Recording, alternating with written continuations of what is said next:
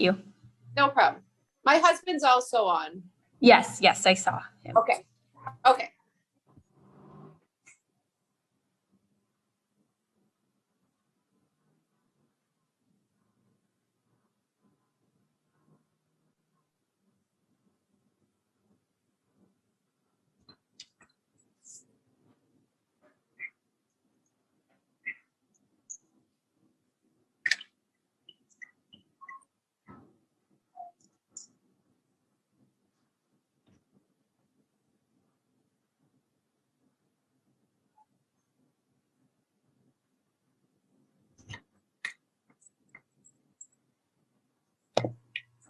All right.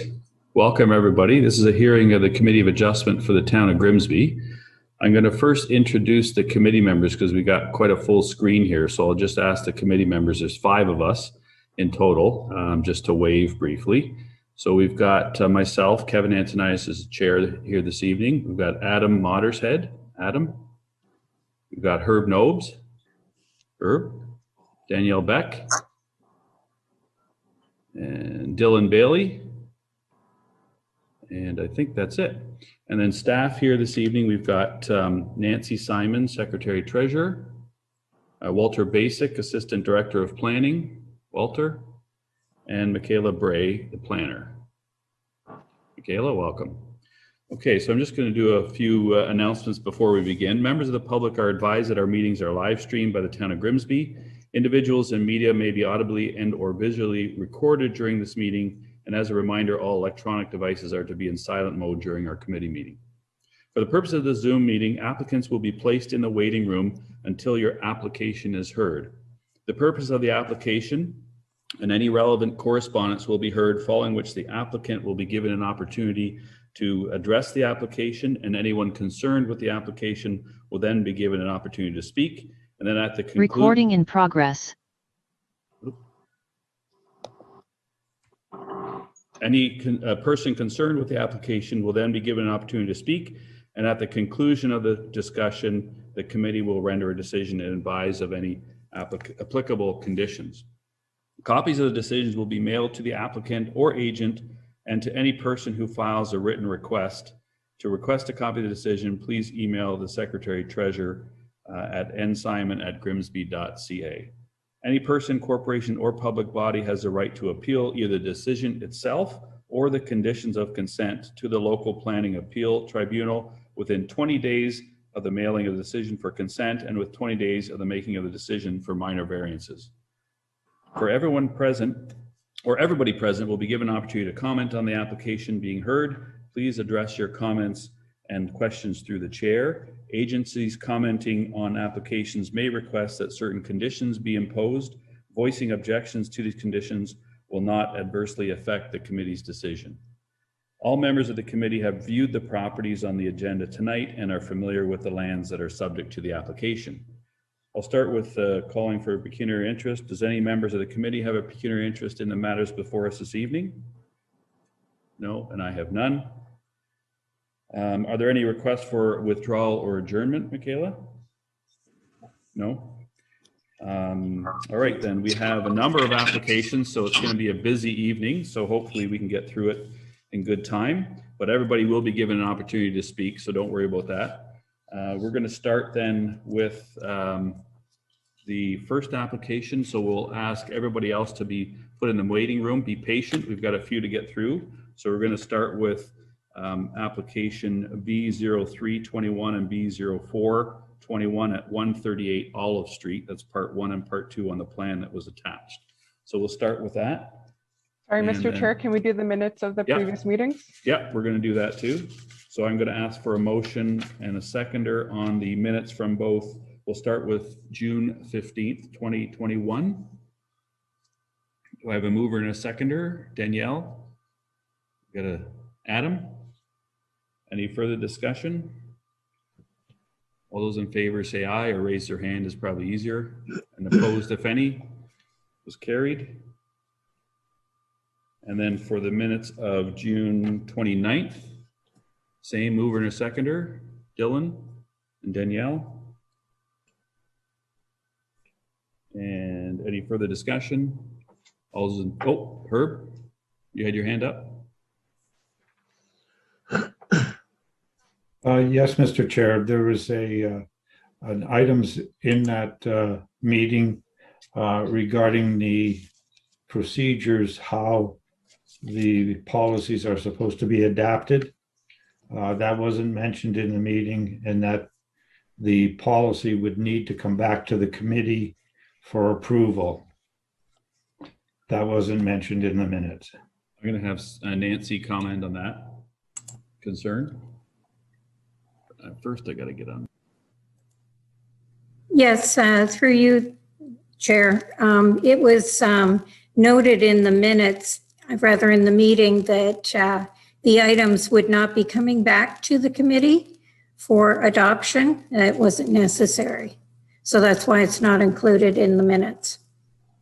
This council's prerogative, right? Correct. It requires only council approval now. As I understand it, Mr. Chair, the committee is one step away from council, and we have to approve it ourselves before the committee uses these guidelines. Through the chair, I did double check that fact with our clerk's department, and they are not in agreement with you. So they're advising that it just needs to go to council. So we had the special meeting just to get input from the committee members, as we said that we would. And we've taken your comments into consideration, and they are being reviewed for the final draft. Thank you for that. So any further questions? Yes, sir. Mr. Chair, through you, I think we should, before we proceed with accepting these minutes, that we obtain legal counsel on this, because I'm sure in the past that we have passed our own guidelines and it was approved by council rather than the other way around. And I think because we are one step away from council and one step away from clerk's department and planning department, the procedures are different than other committees.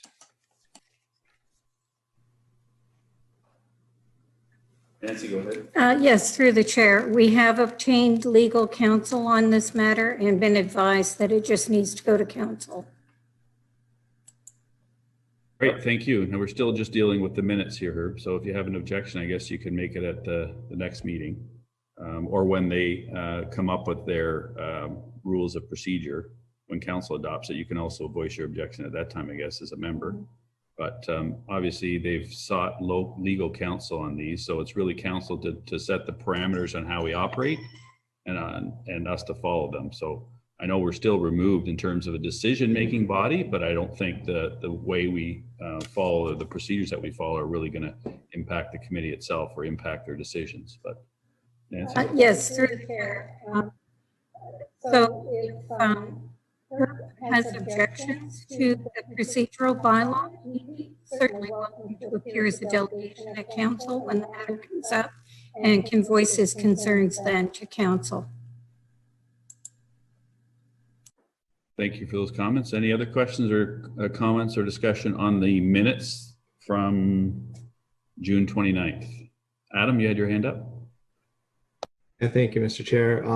Yeah, I was just wondering, because the committee is governed by the Statutory Powers and Procedure Act, which actually does let us determine our own procedure. So I'm just wondering how that's going to get handled, because we'd have to adopt if council were to approve, then at some point we would have to adopt. And if we didn't adopt, it kind of gets into a weird situation.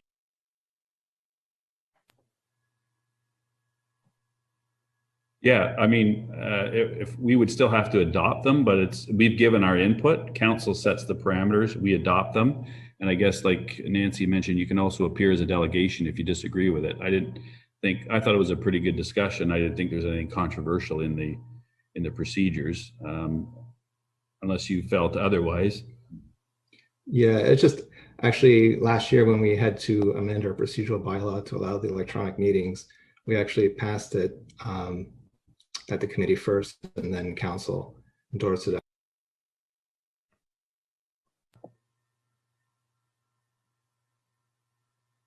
Okay, any further comments on the minutes? We're just dealing with the minutes here.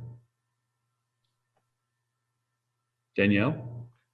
Thank you, Mr. Chair. Through you, I believe it was finalized at the end of the meeting. I believe through Antoinetta that they were only coming to us for input.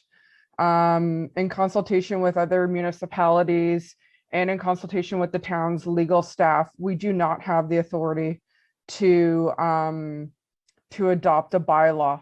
Even under the Statutory Powers Act, even under the Planning Act, our powers are given to us by council. We don't have the authority to adopt bylaws. They came to us out of respect. We can endorse something of which we've received a bylaw, we provided feedback, and now it's in council's hands to make a decision on. They didn't have to do that. It was, I think it's completely out of respect that they came and they did get our feedback. They didn't need to do that. So when the time is right, Mr. Chair, I'm ready to move that we adopt those minutes. I do think that they accurately reflect that meeting that we had. I would agree with those comments. So any further discussion on this matter? Then we have a mover and a seconder on the minutes. I'll call for the vote. All those in favor say aye. Opposed, if any. Was carried. Oh, was carried. So noted, Herb.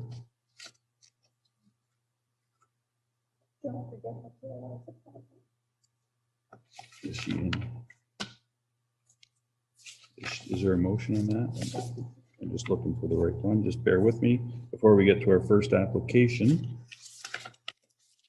We've got a point. Here we go. Okay, so there's a motion. I need a mover and a seconder that resolve that Michaela Bray be appointed Assistant Secretary Treasurer for the Committee of Adjustment, working in training under Nancy prior to her retirement. If I could have a mover and a seconder on this. Adam and Dylan. Any further discussion? Welcome, Michaela. She's here in person, so nice to see her. All those in favor say aye. Opposed, if any. Was carried.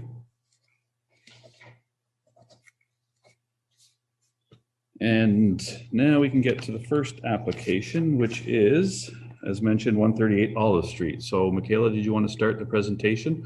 What we're going to do is just have a brief PowerPoint presentation summarizing the application and summarizing the correspondence that we've received, as well as a planning report or brief planning report. And then we'll open it up. We'll first allow the applicant to speak to it if they'd like to elaborate or explain the reason for the request, and then open it up to the committee first to ask questions of the applicant, and then we'll open it up to the public. And we'll wrap it up with the final committee comments and ultimate decision. So with that, we'll start. Michaela. Thank you. Just before we start, I just wanted to clarify, Nikki Desmond, what application are you in attendance for tonight? For 38 Oak Street. Okay, I'm just going to put you in the waiting Yep, room until thank then. Is anyone here for an application other than 38 Olive? No? Okay, perfect. So application B0321 is for 138 Olive Street, Part 1. We received this application from Monique Hubert.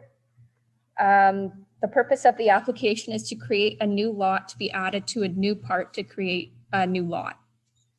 Next slide, please. And here is a site plan that we received from the applicant as part of their application. Next slide, please. Here is an aerial view of the property at 138 Olive to get some context of the site around. Slide, please. Here are photos taken by town staff one showing the southerly neighbor and the other showing the relationship with the easterly neighbor. Another set of photos taken by town staff, the one on the left showing the east lot line and the one on the right showing the south lot line. And we have correspondence from a few agencies on this application. So we will just start with planning staff that have no objections. Niagara Region, they believe the proposal confirms and is consistent with provincial and regional growth management policy directions. No archaeological resources were found on the property, therefore no further archaeological assessment is needed by the region. Regional environmental staff have no objections to the application, and Niagara Region has no objections to the proposal. From the Niagara Peninsula Conservation Authority, so NPCA, the subject lands are impacted by shoreline hazards of Lake Ontario. Shore protection to the satisfaction of the NPCA will need to be in place prior to the development. Setbacks from the edge of the dwelling, less than 7.5 meters from the stable slope allowance, would need a geotechnical study to be undertaken by an engineer. Any encroachment onto the flood hazard area would require floodproofing, and any development or site alteration within the NPCA regulated areas requires an NPCA works permit. With the above given, NPCA has no objections to the approval of the application. And we have correspondence from a resident at 135 Street, but I believe they are in attendance tonight. So yes, so I will let you voice your concerns. Well, the only concern I have. Hold Not on, yet, not hold yet. on. Wait. We're going to do it in a proper order here. Yeah. All right. Yeah, we're going to start with, so Michaela, are you done on the presentation part? Yes, for part one, we're good. Okay, so first we'll open it up to the applicant or the representative if they're here. I'm looking around. Is it Mark? Did you wish to elaborate at all on the application? I mean, they're kind of combined. You can talk about part one, part two. We'll deal with the motions kind of together, but did you want to address or add anything to what you've seen so far? Or maybe respond to some of the comments because you've seen the written correspondence.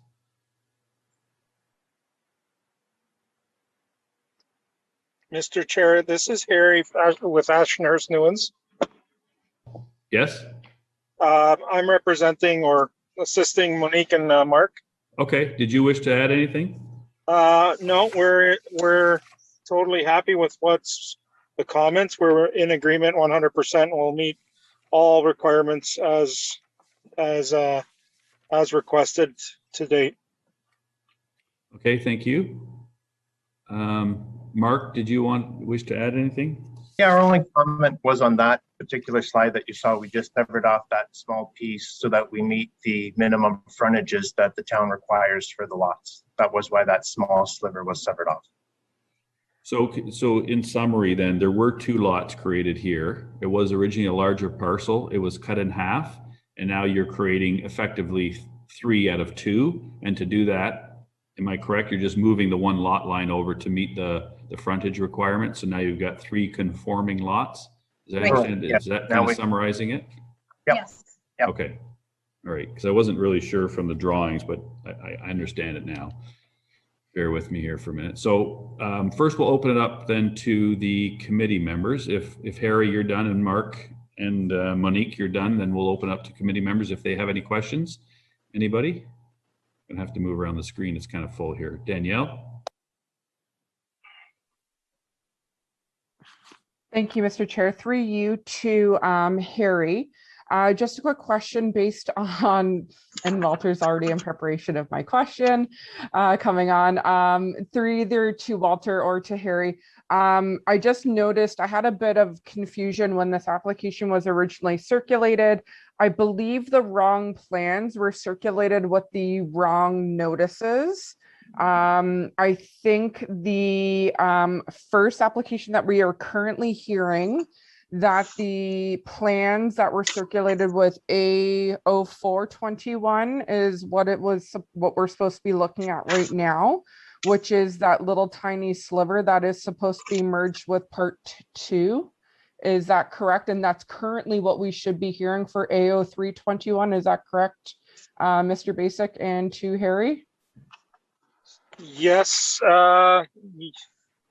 So we've done an overall plan. The dark heavy line on both sketches is the new boundary for the westerly portion. So the westerly lot is severing a sliver to the center lot. And then the easterly lot, we sever a larger portion to create 2 conforming lots. So in essence, the lots are roughly 15 meters. They're about 17 and a half meters in fairness width. And they're in conformance with the bylaws as per zoning, existing zoning in place. If I could comment, I think I know what you're referring to. When the notices went out, it looks like they were copied, like they were inverted. The notice of public hearing and the application and the drawings, they seem to be on each other's pages, like the reverse.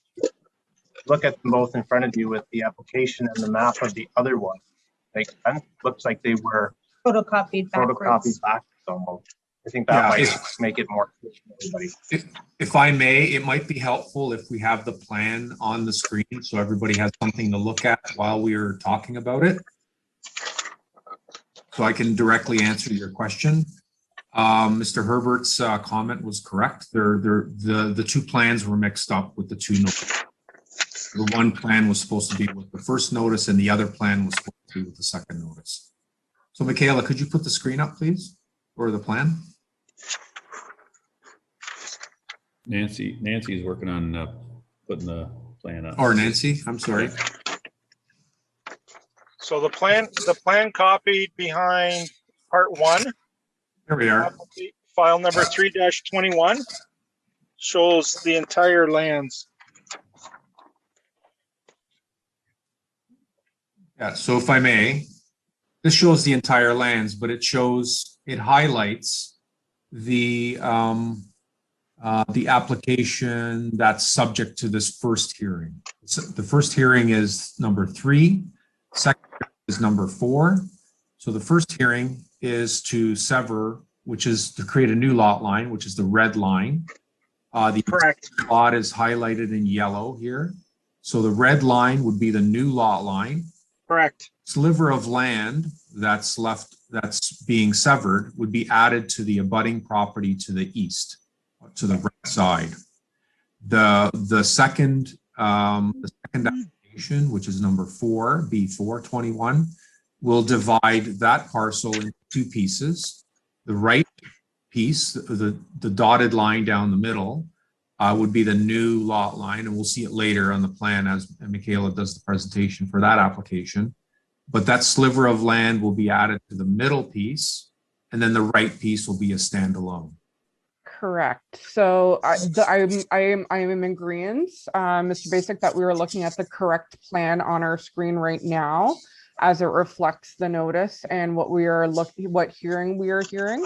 What I'm stating is what was posted and circulated to the committee originally. The plans do not reflect the notice that was sent out. That's correct. The plans were sent out like to the neighborhood. So every property within the prescribed distance was mailed a notice. Correct. Notices that were mailed out for both applications were mailed out together in one envelope. Correct. So every resident in the neighborhood would have received both plans and both notices. So, Mr. Chair, there's one thing that I think we need to determine then as a committee was appropriate notice provided with the appropriate plan. In my opinion, yes, because the plans were sent out in accordance with the appropriate notice at the same time to the same people, because it's for the same property. I just wanted to clear that up just because I literally spent over the last week trying to figure this out and finally gave in and emailed Nancy today trying to understand this. And then number two was the first one is essentially a lot line adjustment. And then the second severance, which again, we will be hearing in a minute, is for the creation of 2 lots over part 2. Just to summarize, is that what we are looking at then? Yeah. Yes, the first application is to sever that sliver, which is to be added to part 2, the existing lot part 2, and then part 2 is to be divided into 2 parcels. Okay, thank you for the clarification. I appreciate it. Part 2 plus the addition. So the middle piece severance to be merged with the sliver. Okay, thank you for the clarification, right. everyone. Okay, were there any other questions from the committee members first? Continuing on that, Herb?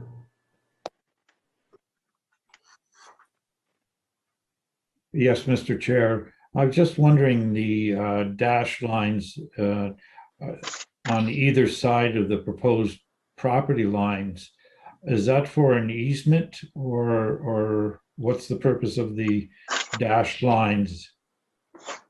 Yeah, I think I know what it's for, but I'll let Harry answer that or Mark if they want to.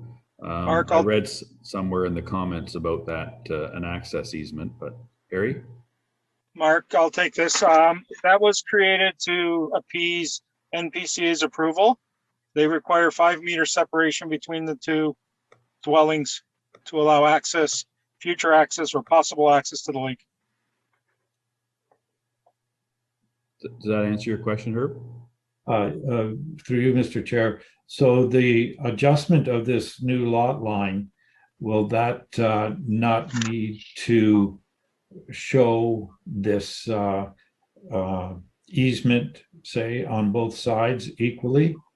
Or, yes. or is it okay? I think it does. It's just not very clear on the map. I get your point, but yeah, the way I'm reading it, I think it moves it over and then it creates 2.5 meters on either side of the new line, right, Harry? Is that correct? That is correct. It's due to the scale, it's a little bit hard to show. But okay, so it's exactly 5 meter. There's a 5 meter, let's say, space between any sort of permanent structures that they've requested to leave, so that they can access the lake from both properties. So we've essentially. Okay, so my question to you, Mr. Chair, is will we be looking at an application for easement across these parcels of land? I'm going to ask Harry that. I was going to ask the same question. Does it become a registered easement? Or It is my understanding the NPCA is not asking for an easement. They are asking for the space. So from the approvals that we've received, they have not requested an easement, and that's and Mark has clarified and made sure that that's the case as well. I can comment to that. When I've spoken to Taryn at the NPCA, he said he does not need a registered easement. He just, when we go for building plans, it has to go through his department for approval, and they will ensure that the 5-meter access is there. And in their notes, they have commented that they've allowed sharing the 5 meters over the 2 properties, being 2.5 each. So we put it on the drawing for visual, but it's not a required easement from the NPCA. So what's the normal setback then for a residence in this location, in this zone? Is it, maybe I'll refer to Walter, because the other catch here, Herb, is that the condition, if the committee approves it, is that the applicant receive NPCA approval for construction of the proposed dwelling. So that's your kind of enforcement, I guess, of that drawing, if you will, without a registered easement. But I mean, if they put a fence down the middle of it, it won't really serve any purpose. I guess if they really had to get to the lake, they could still use it. But I guess they're just making sure there's no permanent structure, like a dwelling within that 5 meter, 2.5 on either side. Is that correct? Correct. Gary? Yes. Well, that's the question. Does it indicate that there can't be any structures within that easement, that 5-meter easement? Or if that's the case, there wouldn't even be able to be a fence in that area? Well, So NPCA has commented to that it's no structure as in a building structure. When you're putting your permits through, NPCA will go through it. But they said if a fence goes up, the fence would come down. They would have to be responsible to take it down, gain access to the lake, and then put it back up. But there's nothing structure-wise that has to get approved by the NPCA. So, Mr. Chair, do we have this request formally from the NPCA? Well, we have the condition that they're requesting. They've had a 2-page comment on the application, and they've come up with a 2-line sentence basically requesting this condition. That's their enforcement of it. Thank you. Any other questions from the committee? No, if not, then we have somebody in the audience that would like to speak to this matter. Sorry, I got to find you on the screen here. Bear with me. If I may, Mr. Chair, just to tie that one up, there is a hazard overlay zone over top of these 3 properties. Any construction within the hazard overlay zone requires prior approval from the Conservation Authority. And to answer your question directly, the minimum side yard requirement in the RD3 zone is 1.8 meters. Thank you. So back then to members of the public that would like to speak to this matter. Is there anybody here that would like to speak to this application? Elmore Benjamin. I'm at 135 Street. And the 135 Olive Street. 135, okay. If you want to put up the overview of the corner on the screen, and everyone get a sense of exactly what you're talking about when I make reference to how this corner is. The one that shows my property, please. This one? No, that doesn't. Yeah, I guess that's fine. Go back to the other one. That's fine. We can speak to that. So my property is the one below without a sidewalk, okay? The concern that I have is it's bad enough that you're putting 2 homes on that property, but putting 3 on that property, there is no room for parking for anyone. That's concern number 1. Concern number 2 is the only other alternative is for them to park and walk on my grass. So that's my concern. We've already had 3 accidents in the time frame of 3 years on this corner based on speed, and the city hasn't done anything to resolve it. And I've spoken to the councillor as well. I've spoken to the police about it as well. So my concern is having 3 homes right across from my property. It can only add more of an inconvenience than we're already having. Okay, so I'm going to keep my comments just based on my safety concerns. And forget the aesthetics. We'll leave the aesthetics out of it because it's all a matter of opinion. I can only see 3 sets of townhouses going in front of my house. That's what I see when I see 3 properties. Based on the size and the fact that we're talking about 2.5 meters and 1.8 meters, we're trying to fit a lot on this property. And I just don't see where guests are going to park. So to add on to that, I have already had one of my guests back into a car parked directly in front of my home from 134 Olive Street. There is nowhere to park there. That's safe. So how is, I'm not sure who, I'll address it to the chair. Where are the guests going to park? I'm going to defer that to Walter since the bylaw outlines parking and setback and so on. So, and then I saw Herb had his hand up as well. Walter, did you want to address the parking issue? Yeah, through you, Mr. Chair, the zoning bylaw requires the provision of 2 parking spaces for each detached dwelling unit. In this particular case, I would suspect that the depths of the lots will result in driveways that are going to be very deep and will be able to support many cars. Maybe Mr. Herbert might be able to answer that question directly. I'm not sure in a built form they're proposing on this property and where the dwellings are being proposed, but there's the potential for significant driveway lengths. I'm assuming that each driveway is going to be double wide. The speaker is correct. There isn't going to be a lot of room once the driveways are extended out to the street. There isn't going to be a lot of room for street parking, but there should be sufficient room to meet the requirements on each site. So, right, should I respond to that? Yeah, if you will. Yeah, absolutely. I mean, part of our conditions for this is to do a driveway plan, and part of that will show that we'll have at minimum double car garages, and then the depth. Obviously, we don't know what's going to happen with people that build their own house, but we're doing the one on the very left. And our intention is at least a double driveway, that you get at least 4 cars plus the garage. So we'll have sufficient parking. And then the other ones as well will be at least a 40+ foot wide house footprint, which will accommodate a double car garage. And because of the depth, I assume they'll go at least double deep as well. So I don't think parking will be an issue. And that's why we did that severance on that other piece of land, is just because we get the 15-meter frontage on each lot, which meets the minimum requirements as the town dictates for the lot. So we do cover all those bases. So 15 meters from the sidewalk to the garage is what you're saying?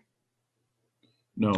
No, the 15-meter frontage is from the, well, I guess maybe somebody else can define that better, but it's something to do with a point across the lot at 9 meters. I can answer that question through you, Mr. Chair. Walter? Yeah. 15 meters is the width of the lot, 9 meters back from the frontage, the front lot line. Perfect. Okay, so there's 9 meters from sidewalk to the garage. No, the building. Yeah, there is a separate front yard setback, which is the setback required between the front lot line and any building. The requirement will be Q2, which is the minimum front yard shall be the lesser of A, the current front yard, or B, the average of the front yard of 2 adjacent properties. Where there are no existing neighboring dwellings, the minimum shall be 4.5 meters.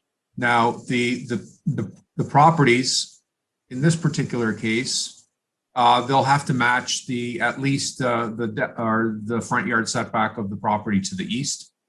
So, but what the setback requirements are for each lot will depend on what's being built or which lot gets built first. Mr. Chairman? Yep, go ahead. Here at 135 Olive, what I'd like to understand is from the sidewalk, the distance of your driveway from the garage to the sidewalk, how deep is it? Okay, that's going to determine how many cars you can get in there. I understand that it's a double car garage. That's yet to be determined. The building permits have not been applied for. There are no. Apparently, Mr. Herbert has indicated there aren't any clients that are buying the properties yet.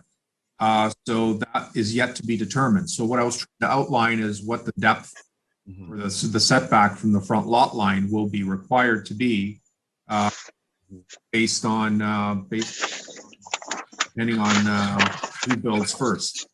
The requirement, if we go back to the plan, the easterlymost lot, that building on that lot will have to be at least as deep, as far back from the lot line as the existing house next to it. So that's so then you can get 9 meters. 9 meters from the lot line, and then there's another 1.5 meters to the sidewalk. If I can comment about the lot on the left, our intention is to put the garage obviously coming into the path. The garage will be straightforward, and the house will be across the back of the lake. So that will set the garage back quite far. So that will set the left property's property line back quite a bit, which will in turn affect the middle lot. So I think that would at least satisfy two of them, and then the third one on the right have to match the one on the right. So I think we're going back quite far, giving quite a bit of distance. We don't have an exact dimension. We're gonna have at least 4 cars, if not 6, in our driveway. Okay, And we'll be the first to build. so yes, But if you can imagine, the garages are in and the house is across the lake. So it gives quite a bit of depth for the cars to come in. sure. Mark, I'm not concerned about your lot on the left. That's not a concern. I can see how many cars you could potentially get in that driveway. My concern are the eastern lots, both of them. There is no parking there. You might have room for 6. Well, the middle one will have match. You say there's no existing parking, but you're also looking at houses that I would imagine are going to be pushed back further than the existing structure is sitting now. I mean, just based on the shape of the lot. That's my suspicion, but maybe Mark or Harry can comment on that. So my anticipation, Absolutely. my anticipation is you're gonna get on each of those 2 new lots to the middle and the easterly lot, you're looking at a minimum of 3 cars in the driveway, anticipated probably 5. Just on, that would be my suspicion, just the way it's gonna be shaped. And then you got parking in the garage as well. Okay. So once the houses are designed, you'll have a count of, let's say, anywhere from 5 to 7 car parking Okay. on a driveway. I'm sorry, Mr. Chair. Yeah, go ahead. And I appreciate the explanations around their property and how many cars are going to fit on, we'll call them just the 2 eastern lots. What I'm struggling to understand is when you look at where are their guests going to park? There is no other, if they put driveways all the way across, where are you going to park? Where are your guests going to park? Do you understand? Where do your guests park? They park in my driveway. How many parking spots do you have? 4. So he's talking 5 to 7. On 3 properties. No, Correct. on each. I heard I Harry don't say understand each. how that would be possible. It's not possible. Herb? It's not. Herb?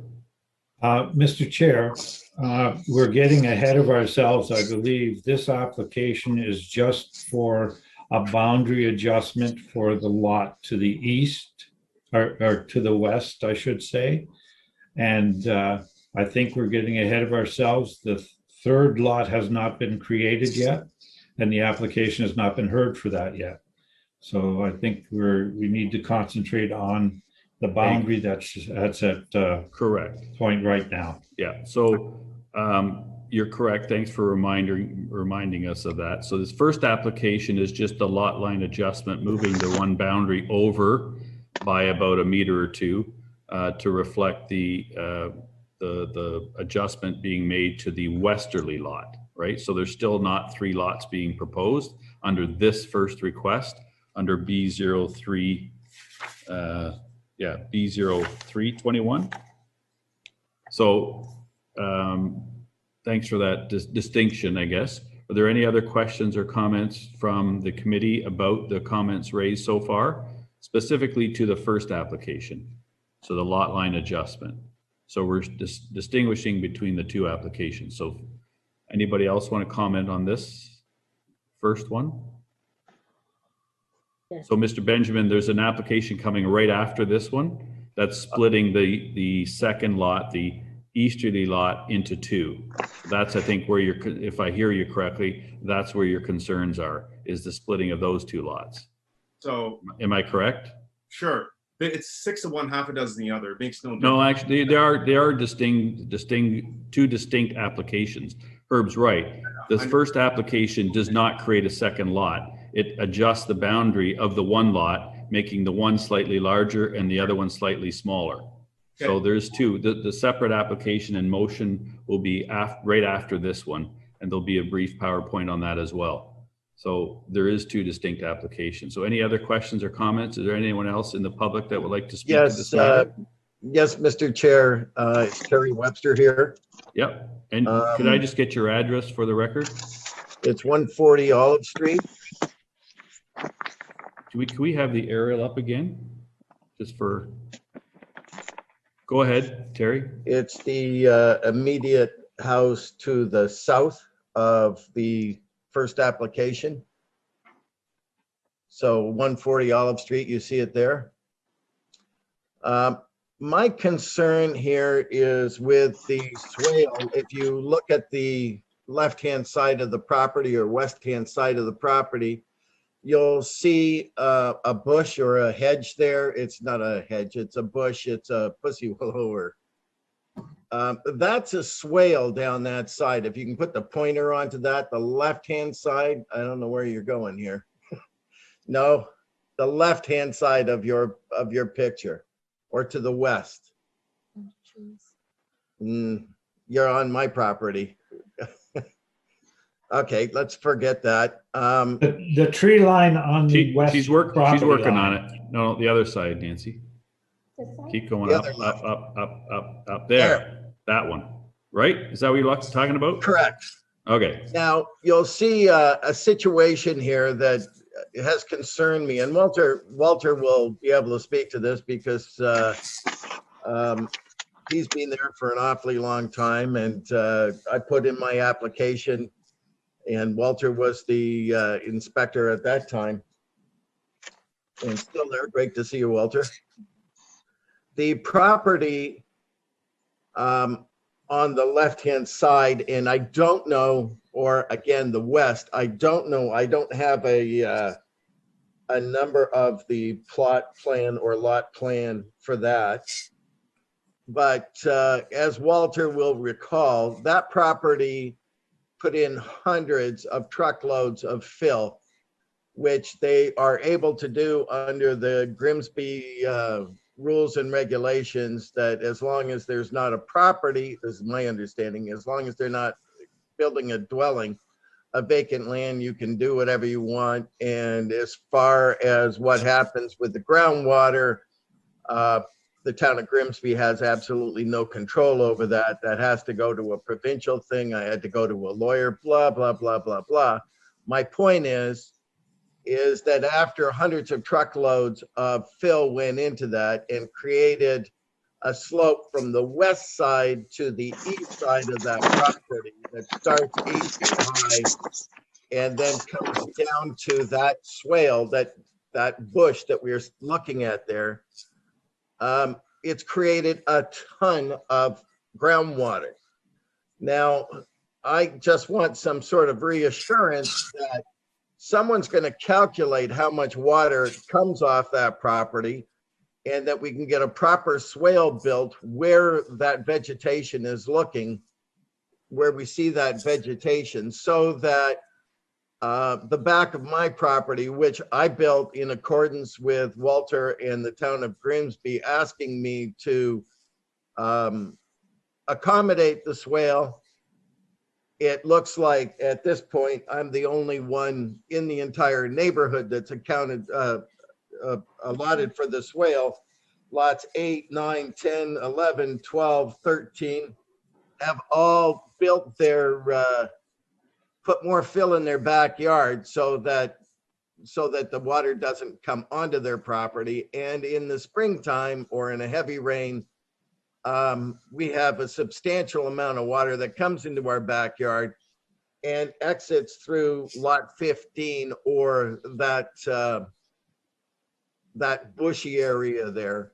You'll notice on the right-hand side of that bushy area, you'll see some fill, that non-grass part.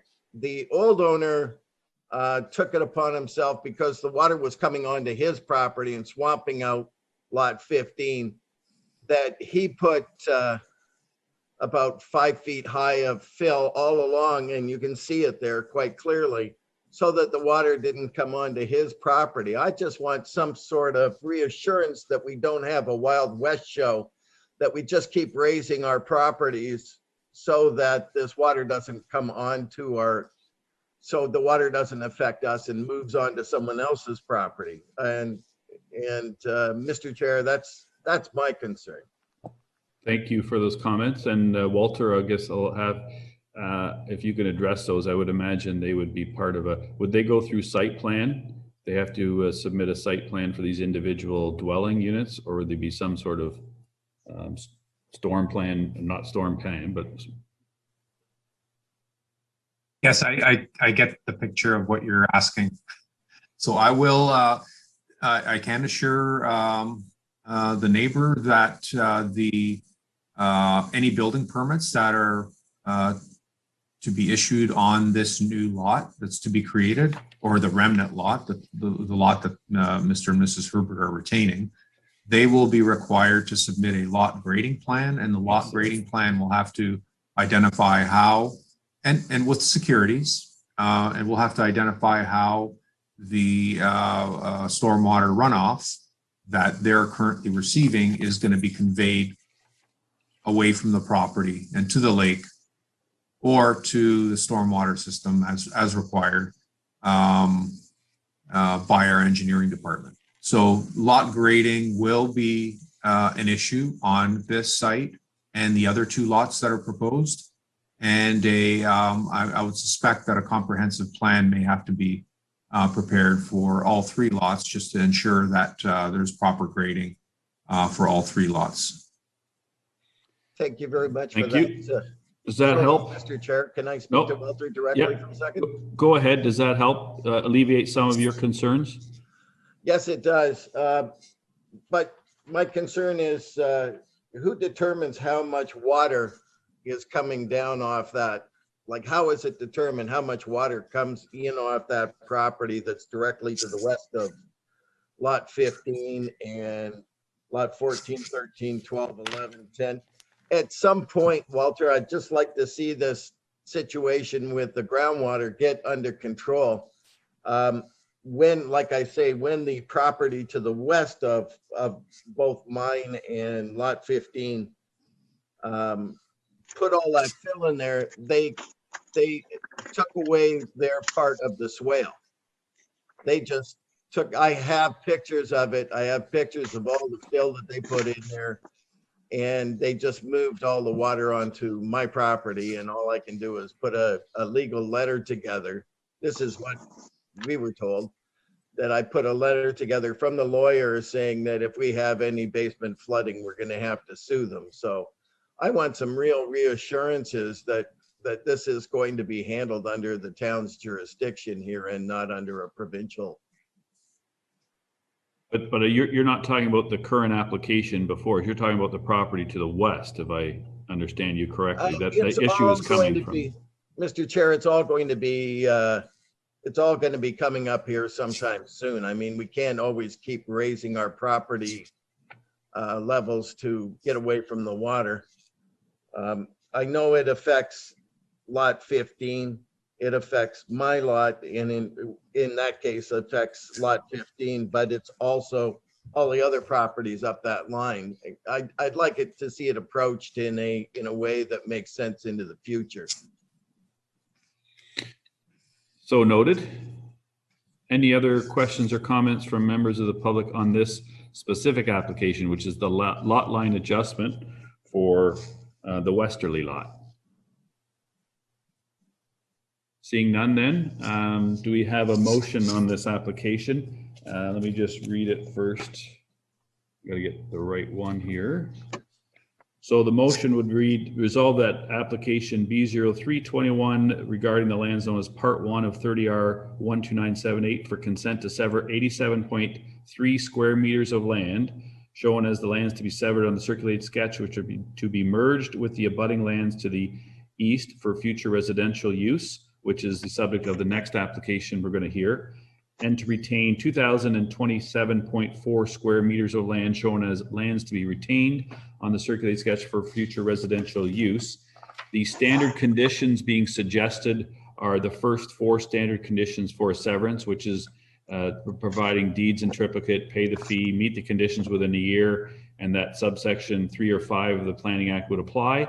But then the specific condition requested from the NPCA would be that the applicant obtain an NPCA works permit for any construction or site alteration. So do we have a mover and a seconder, or a suggestion to amend any of those conditions or add anything on? Anybody? Herb?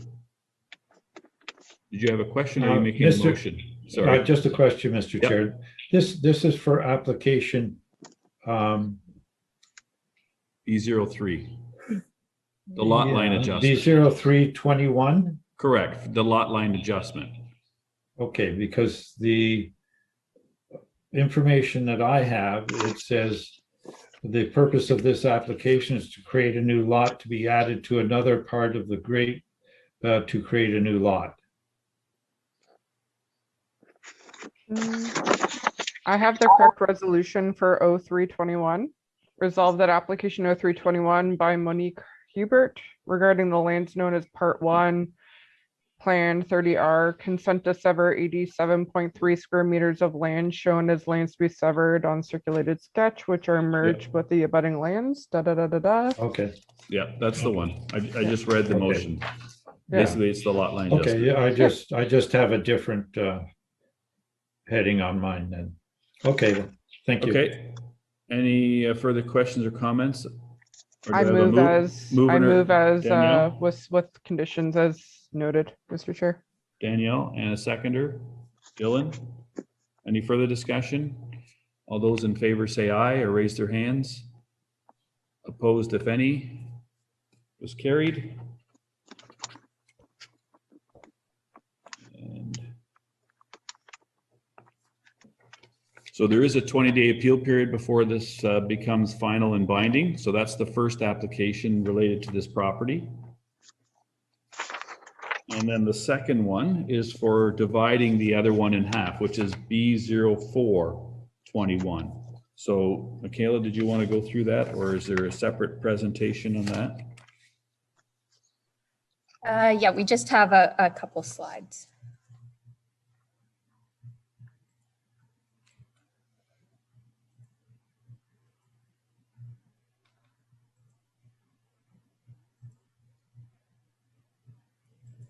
Yeah, okay, thanks, Nancy. So application B0421 for 138 Olive Street, Part 2. The purpose of the application, the applicant is Mark Hubert, and the purpose of the application is to creation of a new lot for the purposes of a single-family dwelling.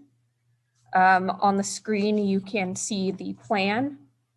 For correspondence, planning staff support the application as proposed, and the same correspondence from Part 1 also applies to Part 2. Thank you. Thank you. Did the applicant wish to elaborate any further? I mean, we've kind of covered it a little bit. We encroached a little bit into this application and got some of the comments back. So basically now this is severing the lot in half, both of which would more than exceed the lot area and width requirements as noted in the planning report provided. But Mark or Harry, did you wish to add anything else other than what you've added already? Mark? I would maybe just Mr. Benjamin's comments. If we went back to that slide that just showed the aerial of the houses for a second, I think it might give us a better concept of just how deep those lots are and what size the driveway out, which I think is deceiving when we're looking at just the plot plan.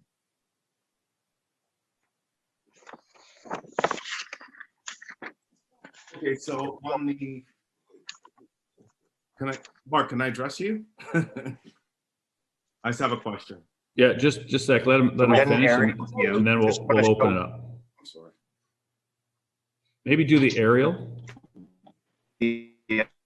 Nope, not that one, you're too far down. Down? Yeah, can you zoom out on that a bit? Yeah, there was an There. aerial view that had two houses to the east. There. Does that help? Is that the one? Mark? Yeah. So, no, Yes, that one. What I was commenting is if we see the second house burr, there's driveways are quite long. So I'm just addressing that point about the driveways, that I guess the concern would be that the house to the immediate east, their garage comes out a bit. So if that's our binding or our limit, I could understand Mr. Benjamin's comments about only getting maybe 2 cars in the driveway.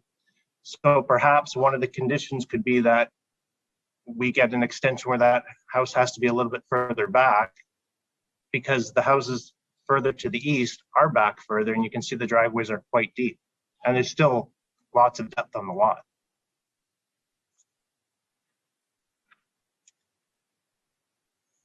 Thank you. We're just trying to zoom in a little bit.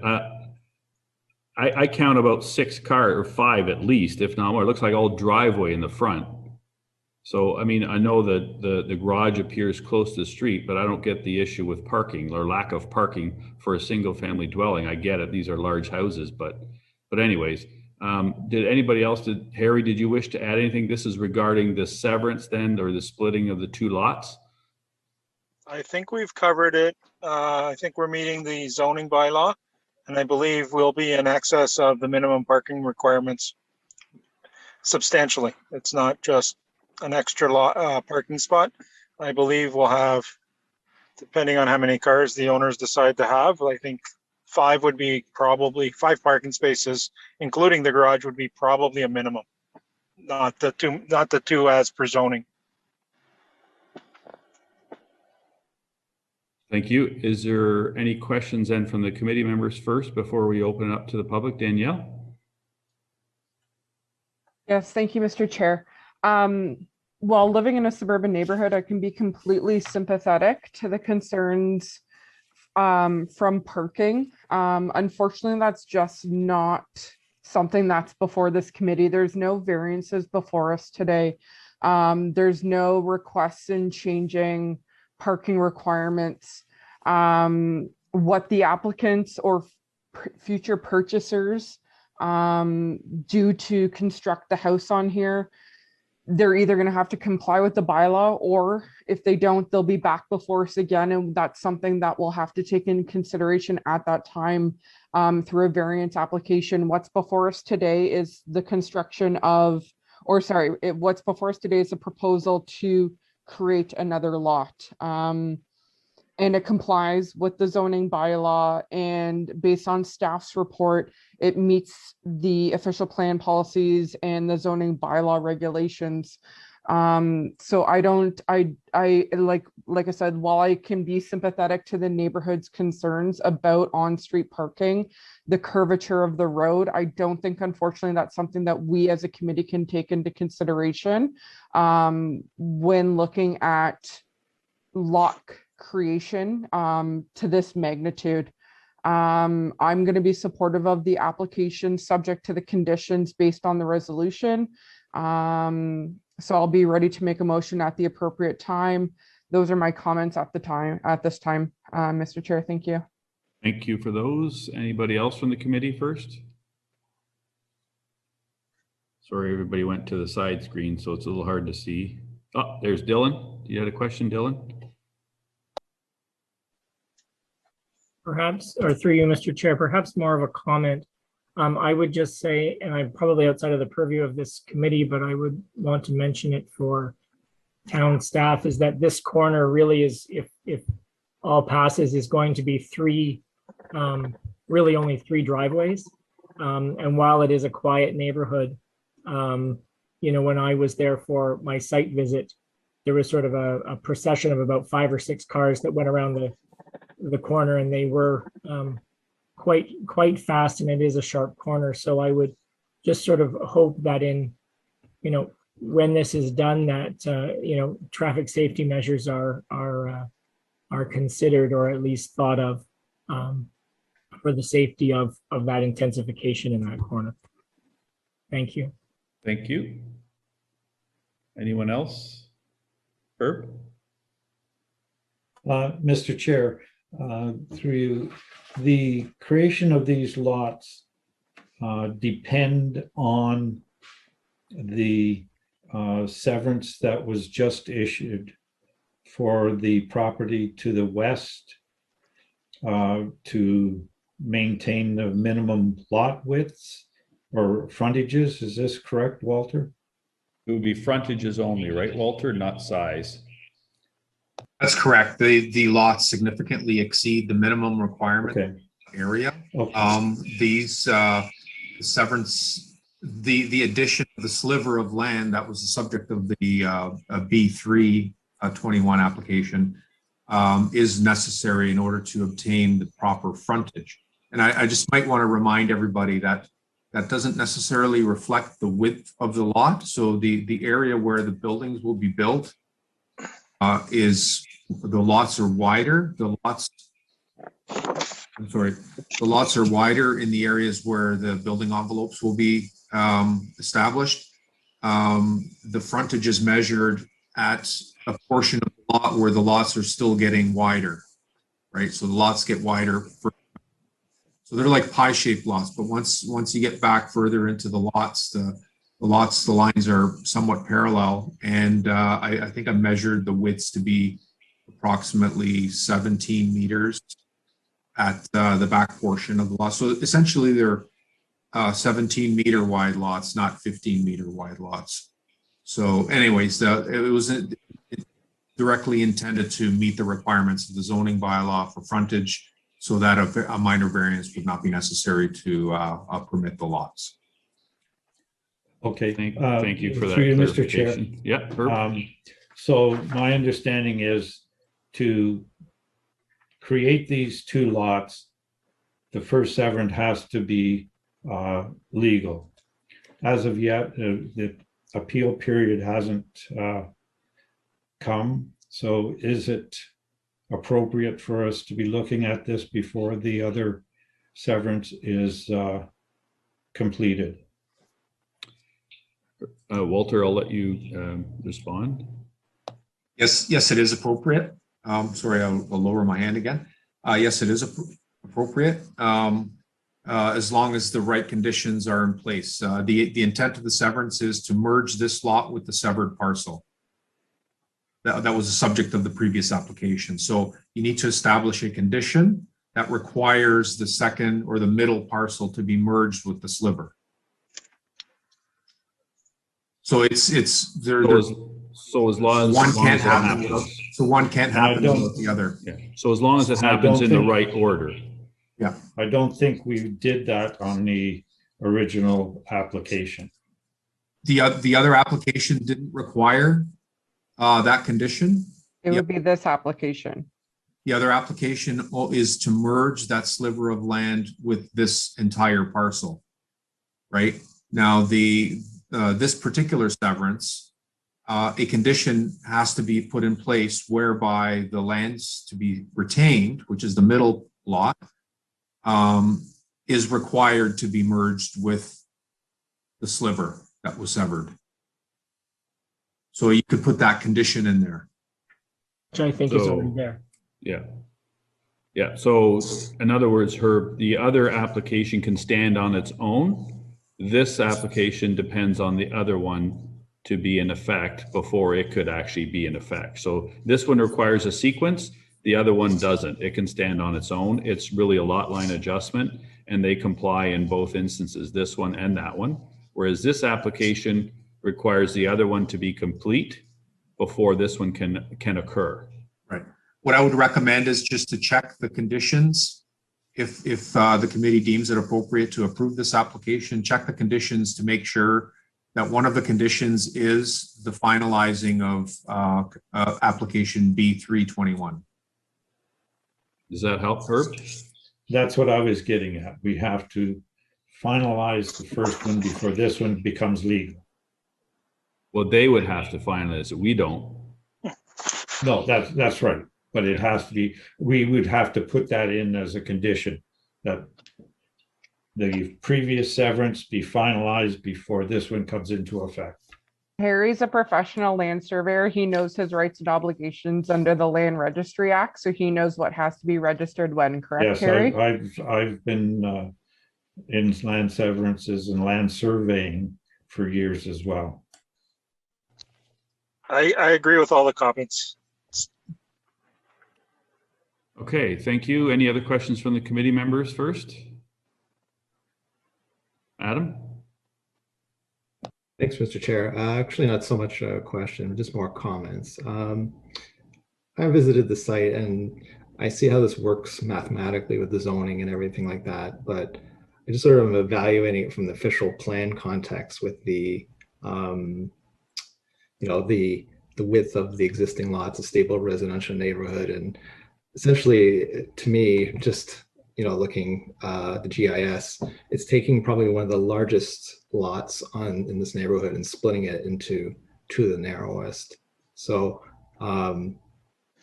on that point, I really can't support it, but I'd like to hear more from some other members of the public if they have to speak on it.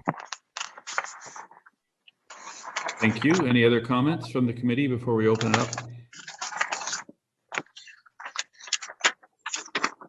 Okay, did anybody else wish to address this? Terry or Mr. Benjamin? Yeah, Mr. Benjamin would like to. Mr. Chairman, I appreciate everyone's explanations around how the lots are going to be severed, but my main concern, and I don't see how this can be addressed on this call, because I think a number of people have found different ways to say that we really can't do anything on this call. So what I'm trying to understand is what can I do to protect my own corner, right? Like there's congestion here. If you put even two lots, if anyone parks on either side of the street, and preferably not on my side without the sidewalk, it's down to one lane. I just don't see how putting three properties on a busy corner that there's already been a record of car accidents makes sense. I just don't, and I understand there's different bylaws and there's different surveys that need to be done. I don't understand a lot of that, but I'm thinking about it from a safety perspective. How do I address this? Because I hear a lot of people saying you can't, there's really nothing I can do. That's what I'm hearing. Mr. Chairman. Yes, sorry. I see an E Mason. Is that? Yeah, that's Elena Mason. I am Okay. the homeowner at 141 Olive Street. Okay. So I'll reiterate further comments. I would say my concern here is utmost of safety. I am the mother of two young children. I appreciate that the council referenced the high-speed cars at that corner. I appreciate that my fellow residents have mentioned the multiple accidents. I'd also like to reiterate that while it seems calm now, COVID has actually reduced the major traffic implications of our street. We all know we're right by the QEW. The QEW in summer with the Niagara bound traffic is a major issue, and the service road and Olive Street becomes an offshoot. So what you aren't seeing because of COVID is a major traffic snafu with the major buses coming through and traffic, as well as packs of cyclists. So I understand and I hear and I appreciate that this isn't the place to discuss traffic implications. I think that there is something that seriously needs to be considered in the safety of the residents of this area, particularly the children, when we're building into space that doesn't exist. I'd like to particularly highlight the council, the speaker who mentioned this is one of the largest lots in the area is now going to become one of the smallest, and the impact that has on the general aesthetic. I will again leave aesthetics out of this, but I think there's some major safety and considerations here. I can see where there is healthily space for two single family dwellings, and you reference properties nearby with large driveways to account for space and parking. I agree to all of that. What we're not seeing here is putting these small spaces, the large homes that will need to accommodate it. And what we have seen in the recent years, the change of speed and side street parking, and there's major implications at this corner. And I agree with Mr. Benjamin here that we've got bigger concerns. And while this might not be the particular avenue, I feel like there's some things that need to be addressed from a citizen of Grimsby perspective. Well, could I suggest you approach your counselor, who I don't know, Dave, are you the counselor for this area, about traffic calming devices? John? Sorry, what? Pardon? No, There. I am a counselor in Grimsby. I'm not the counselor for Ward 3. This is Okay. Ward 3. But This is Ward just 3. west of here is Ward 4 at Roberts Road. Right. And but I represent the entire town of Grimsby. So when this comes, the full council will consider this. Regarding traffic calming. So I'd like to speak a little bit, if I could. I'm just looking at the aerial. I think it's a little misleading to say that the two largest lots or the one largest lot will become two of the smallest, maybe along the lakeside. But if I look down Olive, all the way from Olive to the North Service Road, those are pretty small lots. They're all probably the minimum frontage and depth than these. So I would think when you're looking at severance policies, it's a residential established neighborhood. It meets, as per the professional planning advice that we're getting from our head planner, that it checks all the boxes with respect to frontage, lot size, more than lot depth. And you've got a lot more area than most people would have to set an appropriate, give an appropriate setback for a dwelling to provide more than adequate parking. I think some of the concerns come from the south side of Olive, when you're on the inside of the curve in terms of visibility. And if I look at 135 from this aerial, I see that's probably the smallest driveway next to 140 than anybody else has on the north side along the lakeside. If I look at 134, I mean, there's 4 or 5 cars there. There's obviously a lot more room in 132. So I don't have a concern at all. I think it checks all the boxes for meeting appropriate infill development, which we're all encouraged to do. It meets the official plan in terms of all those things. So I would be in support of this severance. So those are my comments. Okay, Mr. Chairman, Elmore Benjamin here from 135. I appreciate your comments. However, when you look at 134, those are rental units. So they park in front of my house on a daily basis. So when you're making reference to the size of everyone's garage and lot sizes, it has very little to do with the amount of parking that happens on the street and congestion. So my point is this: if you add 2 more houses to an already busy corner, do you expect the traffic and congestion to remain the same or get worse? Of course it'll increase, but it's a relatively small increase into a residential neighborhood. So it'll be negligible. If it's a rental and you've got enforcement problems, contact the town. If they're parking on the street and they shouldn't be, contact the town. If they're parking on the inside of a curve and they shouldn't be, contact the town. If it's a multiple dwelling and it's a single family zone, contact the town. But that's not the issue here. We're talking about creating an additional lot where there's now one in a residential neighborhood, and it checks all the boxes. That's just my opinion as a committee member. Okay. Thank you, Mr. Chairman. We'll leave it there, but Mr. Chair, I will say that I have called a counselor in Grimsby. They don't do anything about it. So I don't know where else to go.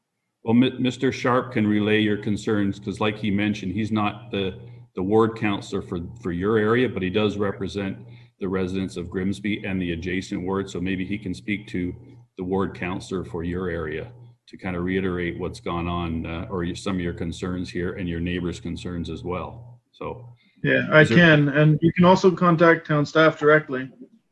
Like, you don't have to go through your counselor. If you have a bylaw issue, you can go straight to town staff. Our phone number's on the website, or you can contact me. You can find me on the website too.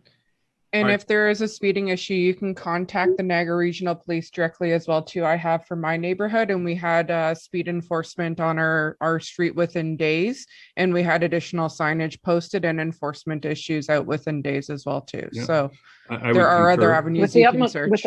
Right. I would concur with Danielle. You can also ask for speed bumps to be put in. I don't know if there's a policy regarding that, but there are some traffic calming measures that can be put into place. But to imply that an additional lot in a residential neighborhood of this size and of this lot size is going to create a crisis in the neighborhood, I think is a little bit of a stretch in my opinion. But okay, so the point, Mr. Chairman, with all due respect, Go we've ahead. done that. We had Well, we did that and we approached the police and we had a speedometer put in and it was there for 2 weeks and it was agreed that everyone was speeding and nothing was done about it. And they posted signs that said the speed limit by the parking area was 40 and everyone ignored it.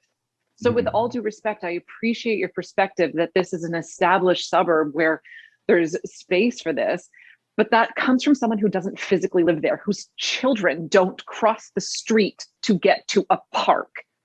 So while I appreciate that people would like to come and live in our neighborhood because it has a nice view, it's of the utmost disrespect to the people who live there and pay taxes to have our concerns dismissed. Yes, it's a nice space, but what is being proposed isn't. It's how it feels, sir. I don't think it is, but thank you for those comments. Is there anybody else that wishes to speak to this matter? Or other committee members wish to make comments? Well, it sounds like the decision's kind of made. Not really. I'm going to leave it there. This is Mr. Benjamin at 135. Through the chair, can I just make one additional comment if you don't mind? Sorry to interrupt. Go ahead, Danielle. Just to the public, what I think you have to understand is the committee ourselves, we're not staff. We are also members of the public. We are also residents. This is not our full-time job. We apply to be on this. This is not, we are also residents. I am myself a mother. I also have children that live within the suburbs. I also live on the side of the street that does not have a sidewalk.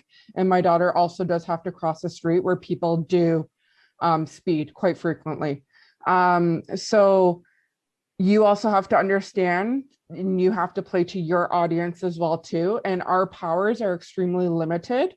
We have our realm of what we work within, and we work with under something called the Planning Act. And we have to make our decisions within what powers we're granted. And if we are of the opinion based on our experience that something meets the policies and legislation that we work within, then it is our right based on our background, experience, and knowledge to make that decision. You have other avenues that you can work on. We have spent an hour and a half hearing or an hour and 20 minutes hearing all of your concerns, which unfortunately are not directly related to this application and do not have planning merits as to why we should or should not approve these applications. We are trying our best to hear you. We have heard you. It is now time for us to make our decisions. Mr. Chair, back to you. Yep. Thank you, Danielle, for those. Anyone else from the committee before we call for a motion? If not, then I'll just read it again and reiterate the or additional comments or conditions that were suggested.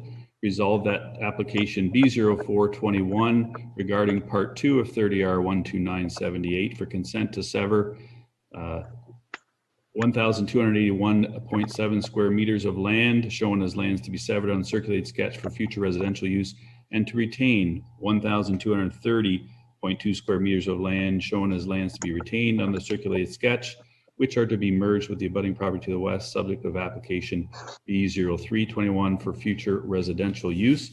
So the standard conditions for a severance would apply again, the first 4 as I mentioned, and then the additional one again requested by the NPCA that the applicant obtain an NPCA works permit for any construction or site alteration. Is there any further discussion on this motion? Danielle? To Mr. Chair, through you to Herbert's point before, can we please add in a condition that B0321 is also approved? Thank you. And I'd be willing to, pardon me, sorry? Prior to this one being approved? Yes, and that I would be willing to move that application based on those conditions. Mr. Basic, would that be satisfactory based on our discussion before? I would recommend not using the wording approved because that's already been done. I would use the wording of finalized. Fine. Okay. Yes. So noted. So that's a friendly amendment. I'll just add it to this as a condition standard or condition number 6 then. Already, any further discussion on this matter with the application as suggested or read and the conditions? So we have a mover Danielle. Do we have a seconder? Dylan? Any further discussion? All those in favor say aye. Mhm. Opposed, if any? Was carried. Thank you for attending and for addressing your comments through the committee. There is a 20-day appeal period before it becomes final and binding. If you wish to appeal it, you can contact Nancy regarding the appeal process. Thank you, everybody. We'll move on to the next application then. We've got a few more this evening. Thank you. Thank you. Let's see here, bear with me. So we'll have application A0521, number 10 Shoreline Drive.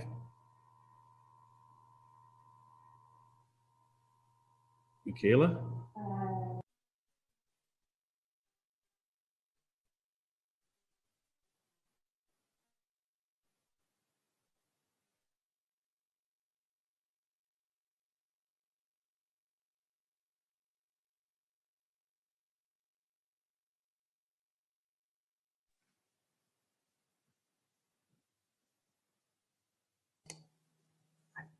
Mr. Chair, it might be appropriate to wait a minute before the new people come in and the old people are removed. Yep, sorry, we have Lindsay and Yeah, I think it's just Lindsay for this application tonight. So yeah, people That's from it. the previous application are free to go. okay, go ahead.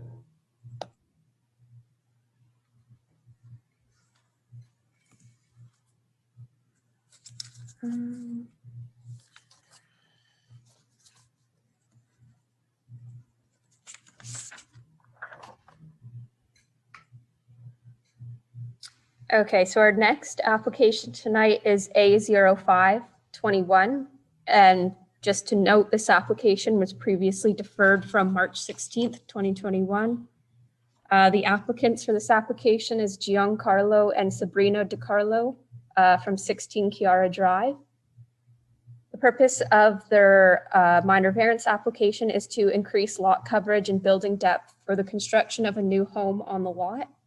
They've requested two variances, an increase in lot coverage from 19.82%, whereas 15% is allowed, and an increase in the building depth to 27.99 meters, whereas 20 meters is allowed. This slide shows a plan submitted with the application. Next slide, please. An aerial view of the site. Next slide, please. And then photos taken by staff. So the photo on the left is the westerly neighbor of 10A Shoreline, which is the neighbor of 10 Shoreline. Then the center photo shows the relationship with the easterly neighbor. And then finally, the far right is a photo just facing north, straight on to the property.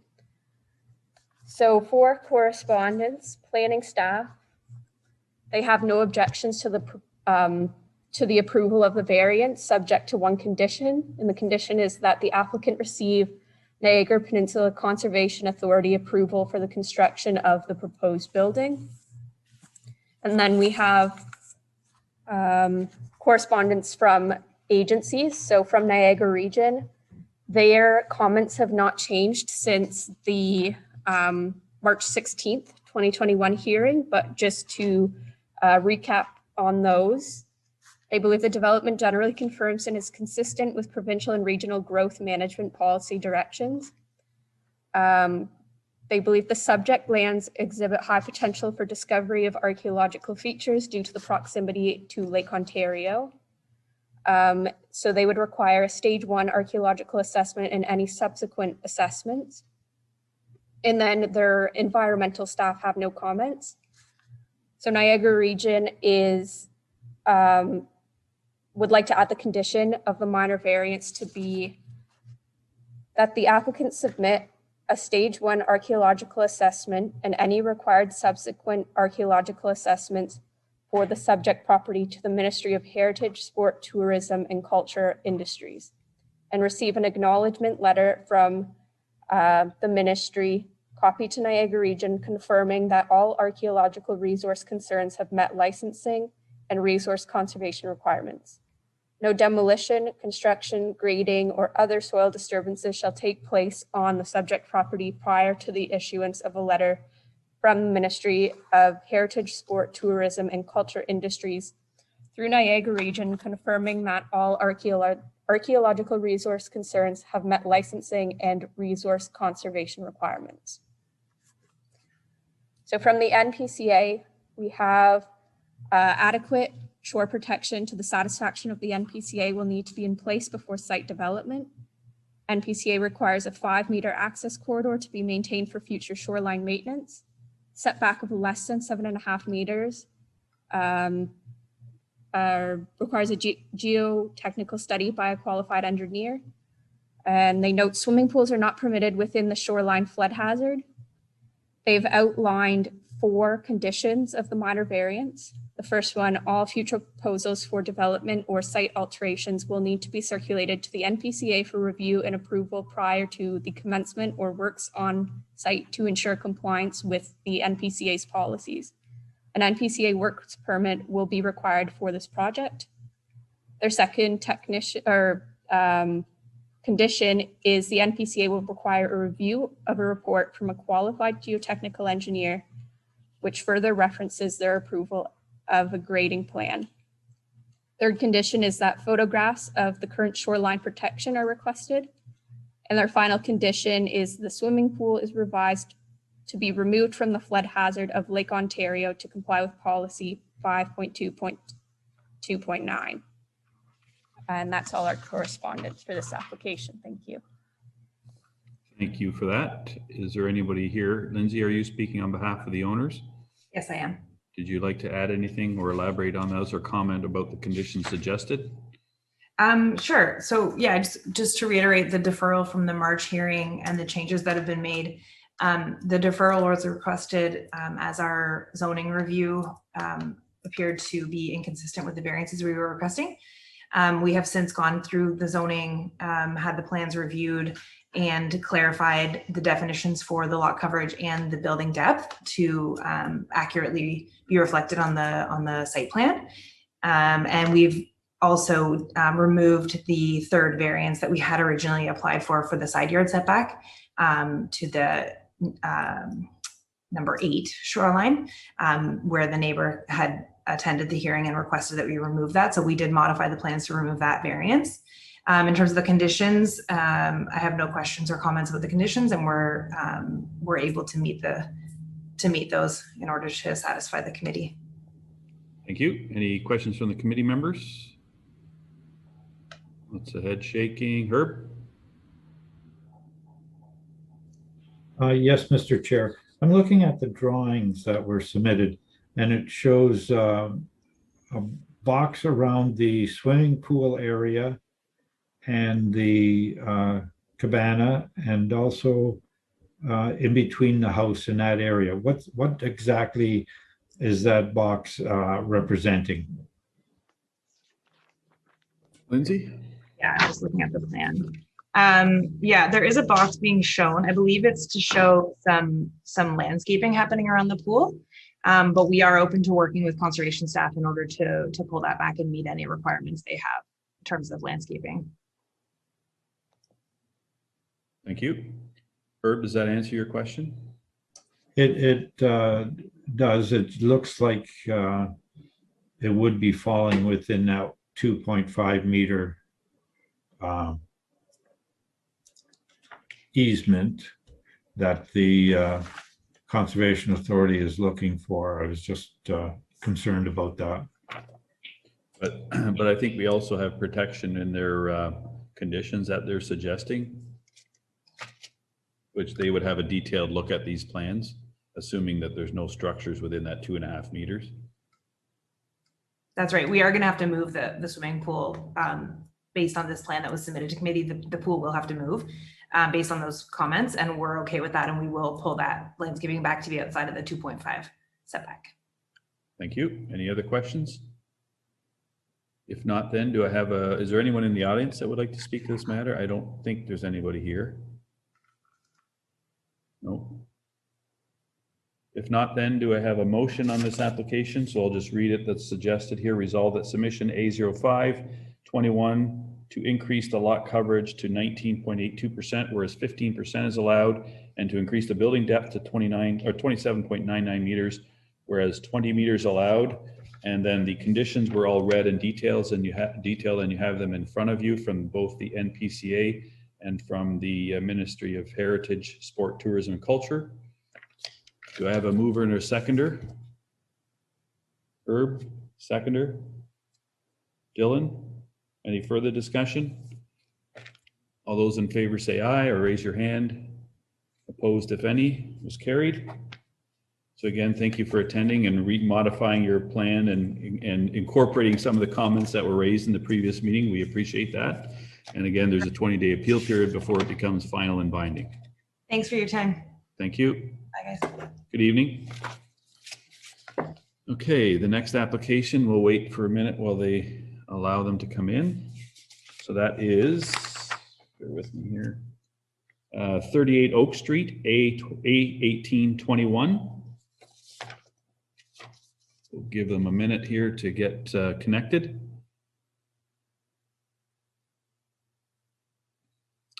I believe we have two. So Dave Gowans and an iPhone, right? Yes. Okay. Oh, there's a third. Oh, I think that's the owner, I believe she's mentioned. We're just going to give everybody a second here to make sure they're on. So I think we've got the three. Oh, two, sorry. Two, right. Okay, go ahead, Michaela.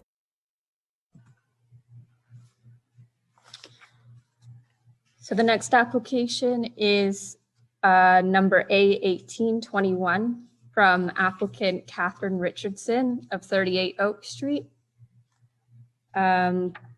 The proposal is to for a second story addition to an existing dwelling. So they have one variance requested, and that is to permit a rear yard setback of 4.78 meters, whereas 9 meters is required. Next slide, please. Here's a plan submitted with the application. Next slide, please. A aerial photograph to give context of the property and the surroundings. Next slide, please.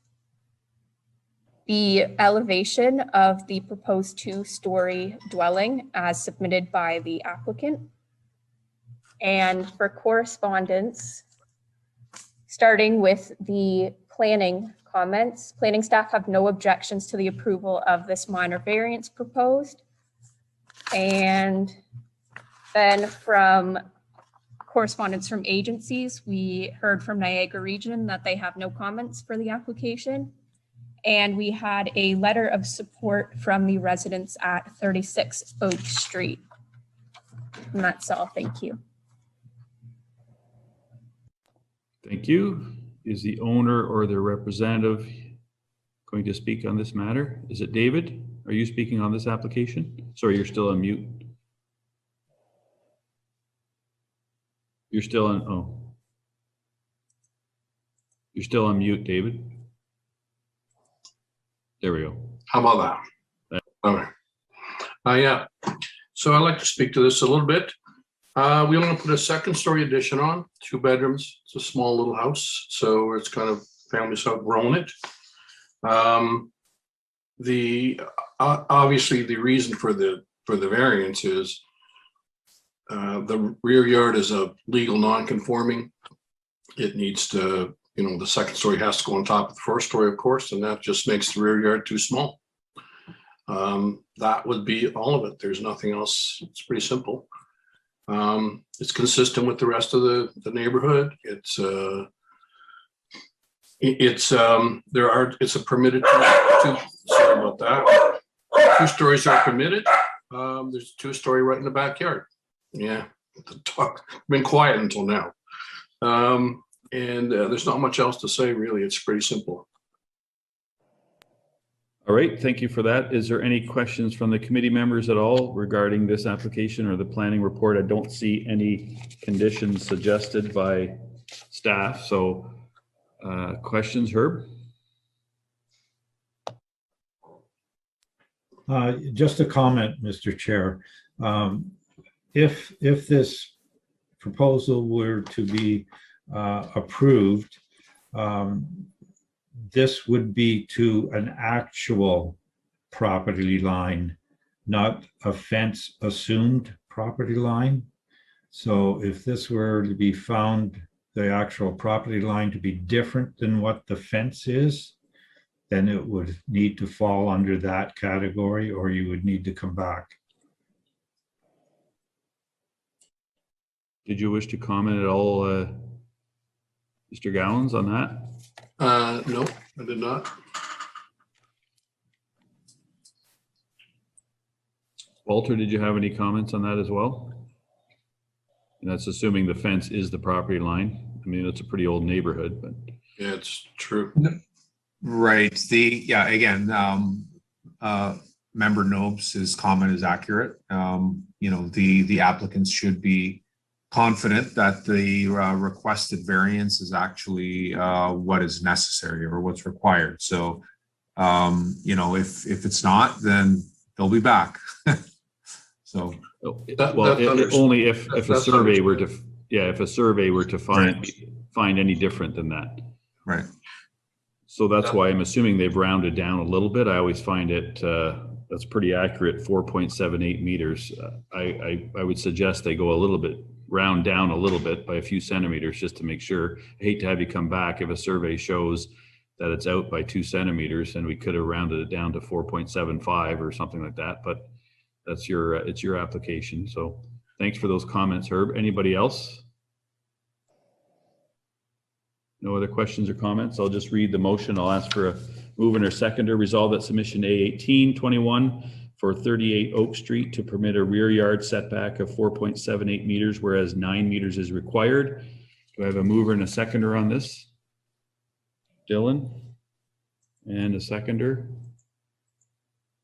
Danielle? Any further discussion on this application or this motion? All those in favor say aye or raise your hand. Opposed, if any, was carried. There is a 20-day appeal period before it becomes final and binding. And we thank you for attending. Thank you. Do you have to read the motion or that, or we're done? We're done. Yeah, we did it already. Thank you. The next application is A1921 57 Peachtree Lane. We'll just give a few minutes for the new applicants to come forward and the old ones to step back.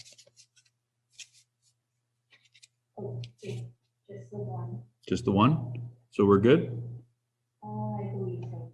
Okay, go ahead.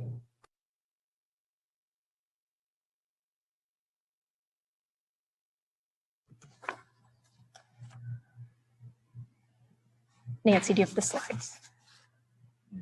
Oh, sorry.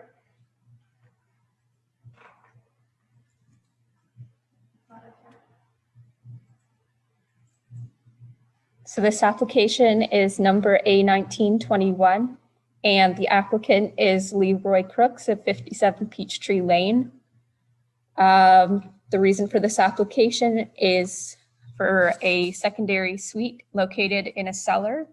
And the variance requested tonight is to permit a secondary suite solely within a cellar, whereas bylaw 1445 as amended states that a secondary suite is permitted as long as it is not solely within a cellar. So on the screen right now is a plan submitted with the application. Next slide, please. This slide shows an aerial photograph of the property to give context of the property and those around it. Next slide.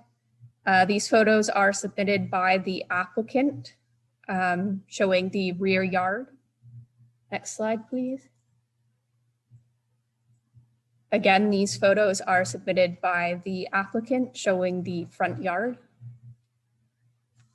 So for correspondence tonight, planning staff have no objections to the approval of the minor variance, subject to the following condition, that the applicant obtains a building permit for the proposed secondary suite. We got correspondence from Niagara Region saying that they have no regional comments for this application. And we got a letter from a resident at 55 Peachtree Lane who is against the application as it is not suitable for the area and there are concerns about more cars in a quiet neighborhood. And that's all. Thank you. Thank you, Michaela. Is the agent here? Marwan, are you going to speak to this application or respond to some of the planning reports and comments from neighbors? Yes, I will speak on behalf of the owner. I'm the agent. So yeah, as stated, they would like to apply for minor variance, basically to allow for a legal apartment in the basement, which is considered a cellar. And they have actually already constructed it, and they got a complaint, and afterwards we applied for a permit, and now we are in the process of getting this approved. So the house currently have a spot for 2 parking inside the garage and 2 on the driveway. So with renting the basement, it will, add only 1 car parking for the family that we're renting in the basement. So the amount of cars increasing will not impact barely anything on the streets, as they will be parking on the driveway, the tenants in the basement. So I do not foresee that there will be any parking issues on that property. Thank you. Is there any questions from the committee members first before we open up to members of the public, if there are any?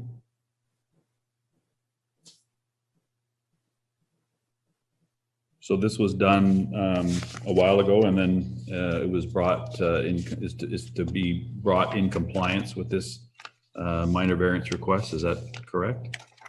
I'm not sure when it was done. I believe it was recently done, and after a month of completion, then the complaint came in, and then I was hired by the owner, and I proceeded with the application. So right now, the city, the building department does have the application. They've already done their first review, and they pointed out that the legal apartment is not allowed, and then we initiated with this. So the minute if this gets approved, then a permit will be issued.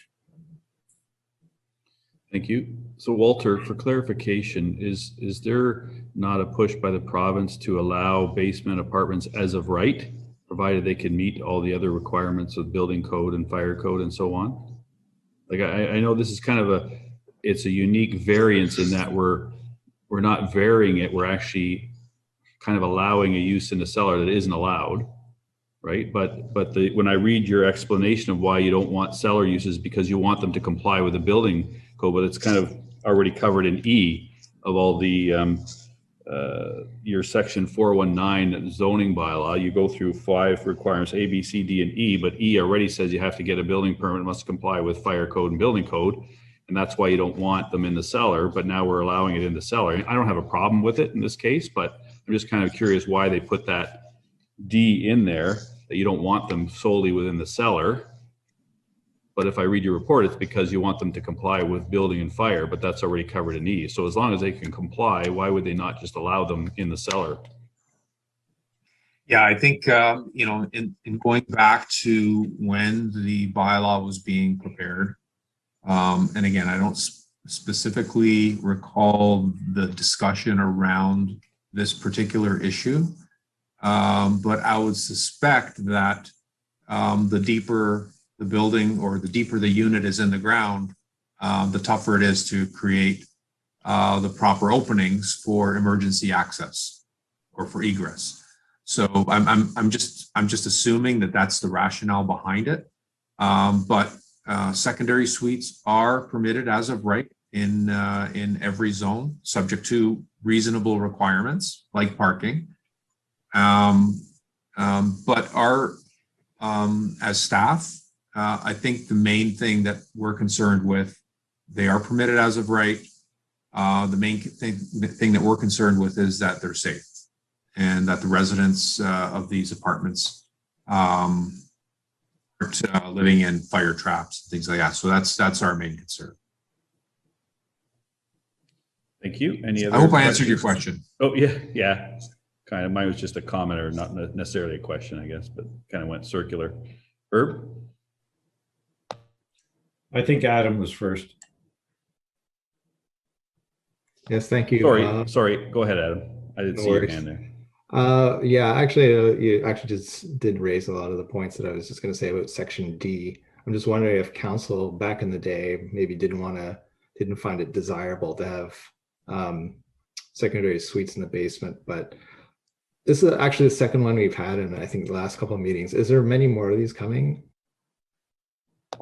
I can't speak to that. Maybe Nancy can. She's nodding her head yes, but I would suspect the biggest push is just the cost of real estate, and everybody's looking to provide more affordable housing in some form or fashion. The province recognizes it. They're allowing it as of right, like as Walter mentioned, to try to encourage some more affordable housing and apartments and or people to. We've had a few of these where I think there were some family members that were going to move in and so on, or people putting on small additions partly within the basement. Yeah, I think that's going to be a common occurrence in the next. I would foresee that's going to be a common occurrence in the foreseeable future for sure. Cost of real estate being one of them. It's a huge trend with a lot of my colleagues everywhere right now. Yeah, yeah. I was just going to say, I don't know if the town or maybe Councillor Sharp, if other municipalities seem to have like a permitting scheme or at least some kind of standardization when it comes to actually a basement unit. So I don't know if that's something that's on your radar or not. Councillor Sharp, did you wish to comment on that, or have you seen a lot of or heard a lot from the public regarding these? No, the only comment I have is with regard to parking. So you're adding another, like we're getting is people who find this more affordable, and it ends up being a couple that moves in, and so there's two vehicles, not one vehicle, and so you get one vehicle in the spot, and then you get one vehicle taking a visitor spot, and so in these neighborhoods, one of the things that's great about these single detached neighborhoods is that there is parking for you and your family, and you can have some guests over. But if you throw, I don't know, maybe you get 10% of units that put in a secondary suite, and you start to fill up that visitor parking. A lot of these homes are larger homes. They have 2-3 cars already. And then when you put a couple more cars on the street, and the issue is adding one space, it's a minimum standard. But I think that in reality, a lot of times you get two people that are living in these and they need 2 parking spaces. But as far as changing the parking requirements, that's a whole nother can of worms that maybe Walter, you could speak to our, with regard to our minimum standard, not necessarily the actual standard of parking that we need. It is the least parking that we can possibly have.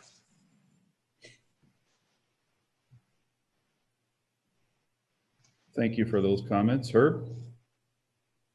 Yes, Mr. Chair. Through you, it's indicated that this was constructed already, and on this application, I don't see any floor plan of the basement apartment. And also, I was just wondering how many bedrooms are in this basement unit? Marwan, did you? Yeah, when I submitted the completed drawing package was submitted, which included all the floor plans for basement, main floor, second floor. But to answer your question, the apartment is a 2-bedroom. So this house is big. What we've done is we split it half or 3/4 and a quarter. So the 3/4 part of it, that's where the secondary suite is residing, which composes of a kitchen, living room, bathroom, and 2 bedrooms and a laundry. And the other part is just a recreation area for the homeowner usage, and as well an access to the furnace room. My next question is there 2 separate entranceways to the basement? And this unit is solely self-contained? That's correct. So the homeowner had previously applied for a below grade entrance from the rear side, and that was demonstrated in the pictures that they displayed at the beginning of this. And the permit was granted, and he's done the construction, and that's already been approved, constructed, and completed with a permit. Then after that, he proceeded with the basement without a permit, and that's where this application comes in. So to answer your question, yes, this basement does have a dedicated entry from the rear yard to basically to get direct access to it. So Herb's question was, is there a second exit, right? So the second means of escape is provided by the window, yes. One of the windows in the bedrooms will be enlarged to accommodate second means of escape. Okay, no, what I was getting at is this basement apartment totally a unit by itself, the owners Self-contained. above, owners above do not have access to this from the basement other than through the walkout? Right now, there is a door, as I mentioned, because we split the basement into a 3/4 and a quarter. So there is a door, it's a fire rated door, which provide an access from the homeowner side to the apartment. So to answer you, yes. Does that answer your Thank you. question, Herb? Thank you. Yeah. Any other questions from the committee? If none, then I'm going to ask for a motion, and I'll Mr. read it. Chair, I believe sorry. Mr. Basic has had his hand up for a little bit. Oh, I'm sorry, Walter.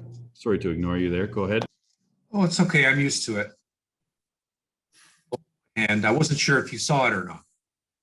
I just wanted to point out that the driveway can accommodate four cars, and then there's obviously the ability to provide 2 more cars in the garage. So there's the ability to provide 6 parking spaces on the property. Thank you. Anyone else before I just read the motion then? So resolve that submission A1921 by Leroy Crooks for 57 Peachtree Lane to prevent a secondary suite solely within a cellar, whereas bylaw 1445 is amended, states that a secondary suite is permitted as long as it's not solely within a cellar. The suggestion by the planning staff is that it be approved with conditions. If it's approved, that a condition be added that the applicant obtain a building permit and fire inspection for the secondary suite. The reasons for the decision would be up to the mover and the seconder. Do we have a mover and a seconder on this motion then? Anybody wish to speak to it? Danielle? Thank you, Mr. Chair. Yes, I motion to move it with the condition as noted in the resolution that it meets the 4 tests under the Planning Act, that it's minor, desirable, and it meets the intent of the OP and zoning bylaw. Thank you. Thank you. And a seconder? Seconder on this, Dylan? Further discussion on this then? All those in favor say aye. Opposed, if any? Is carried. And there is a 20-day appeal period before it becomes final and binding. Just out of curiosity, maybe a legal question, Walter, if this were to be denied and it's allowed as of right by the province, I don't know when that's coming in or if it already has. I mean, is this a moot point? Or are we ahead of it? Yeah, they're permitted as of right and not, but municipalities are permitted to regulate them to a reasonable extent. That's why we have that provision in the zoning bylaw, right? So the permission for basement apartments or secondary suites has been around prior to this provision being in the zoning bylaw. So again, municipalities are permitted to regulate things like parking and entrances and things like that. So where the entrances are located. So those are some of the other provisions that we have in the bylaw. So when I say as of right, I'm talking about the use as opposed to the regulations associated. Correct. Thank you. Okay, so the next application, then we'll just allow a minute or two for the new applicants. to So come I'm forward. assuming we're complete, right? Sorry, yes, it was approved. Sorry, I Okay, kinda thank skipped you. that. It Thank was you so approved. much. There is a 20-day appeal period before it becomes final and binding, however, as Okay, you're aware, thank you so right? much. Well, just a question for you as a side note. Are like accessory dwelling units, basement units for Grimsby, just for my own knowledge, are they only permitted in detached dwellings or are they permitted in other forms of built forms as well too, like townhouses and stuff like that?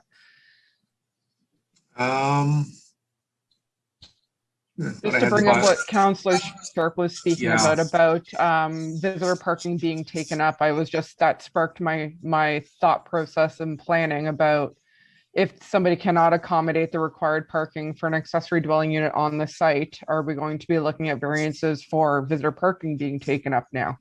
So. Yeah, that might be, yeah. You know, Who can predict these things? Well, that might be that would be some of the criteria that I would imagine they would be evaluated under, right? The adequacy of parking. Right. Happy Tuesday night at 9 o'clock, everyone. That's where my mind goes. It is Tuesday, right? I didn't get that wrong. We're not Wednesday That's- yet. that's what you Getting signed close. up for. That's right. Okay, the next application is A 2021 40 Stewart Street. Is everybody here or the owner is here, I see? Michaela? Thank you.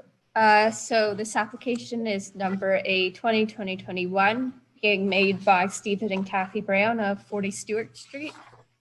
They're proposing the construction of a garage/loft addition, as well as an encroachment of their front porch. So they have two variances they're requesting. The interior side yard an interior side yard setback of 1.2 meters, whereas 1.8 meters is required, and an encroachment of a front porch of 2.56 meters, whereas 1.5 meters is allowed. Next slide, please. So here shows the plan submitted with the application with the proposed garage kind of on the right side where the arrow is pointing, as well as the front porch at the front of the house. Next slide, please. This photo was submitted by the applicant and is a photo of the porch of a neighboring house. Next slide, please.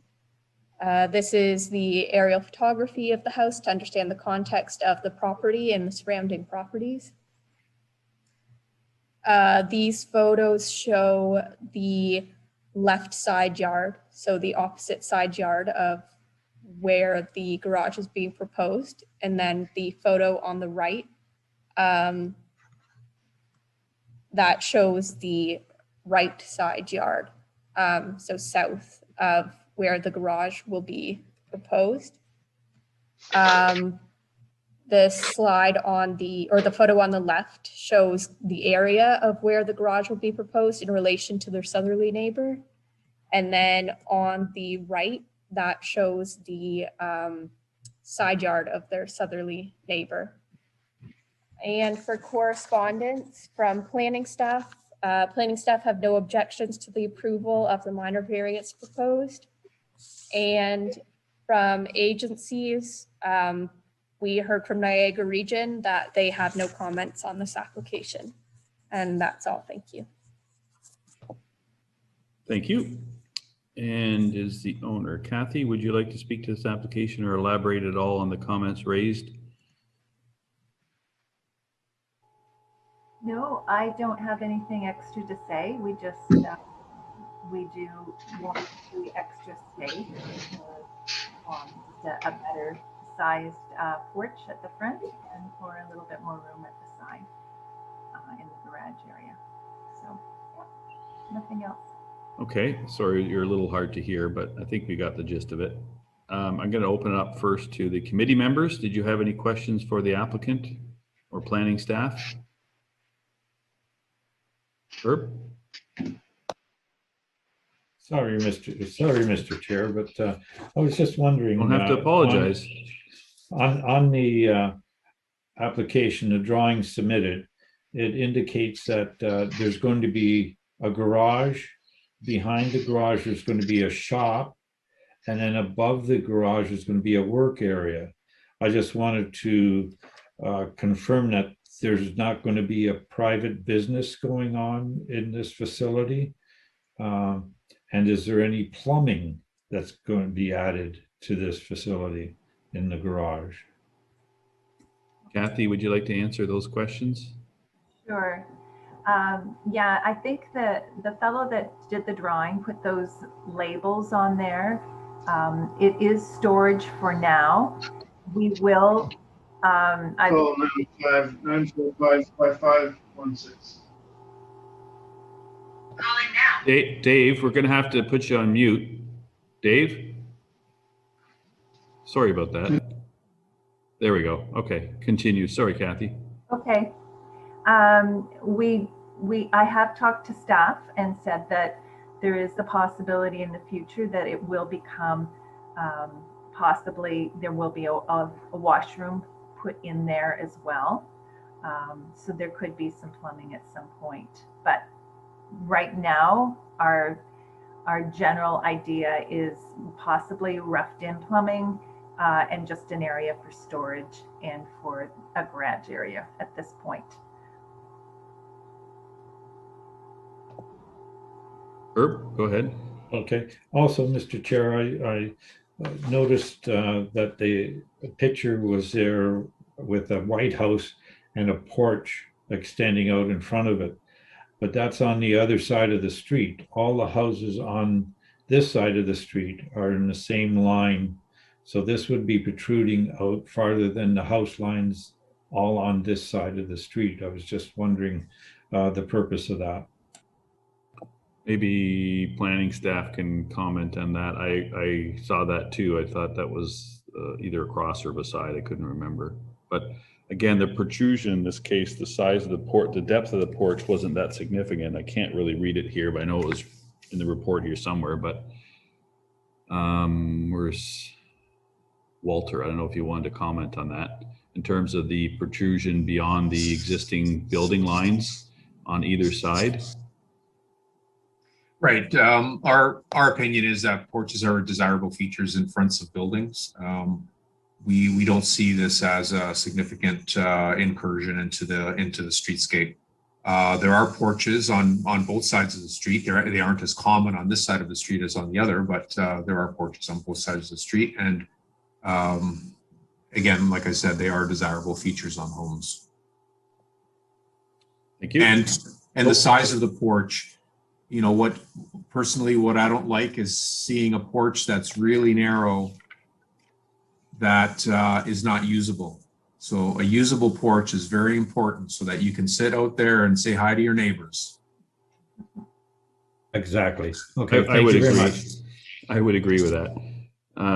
Any other questions from the committee? I thought somebody else had their hand up. Adam? No? If not, then is there anyone in the audience? I don't think so.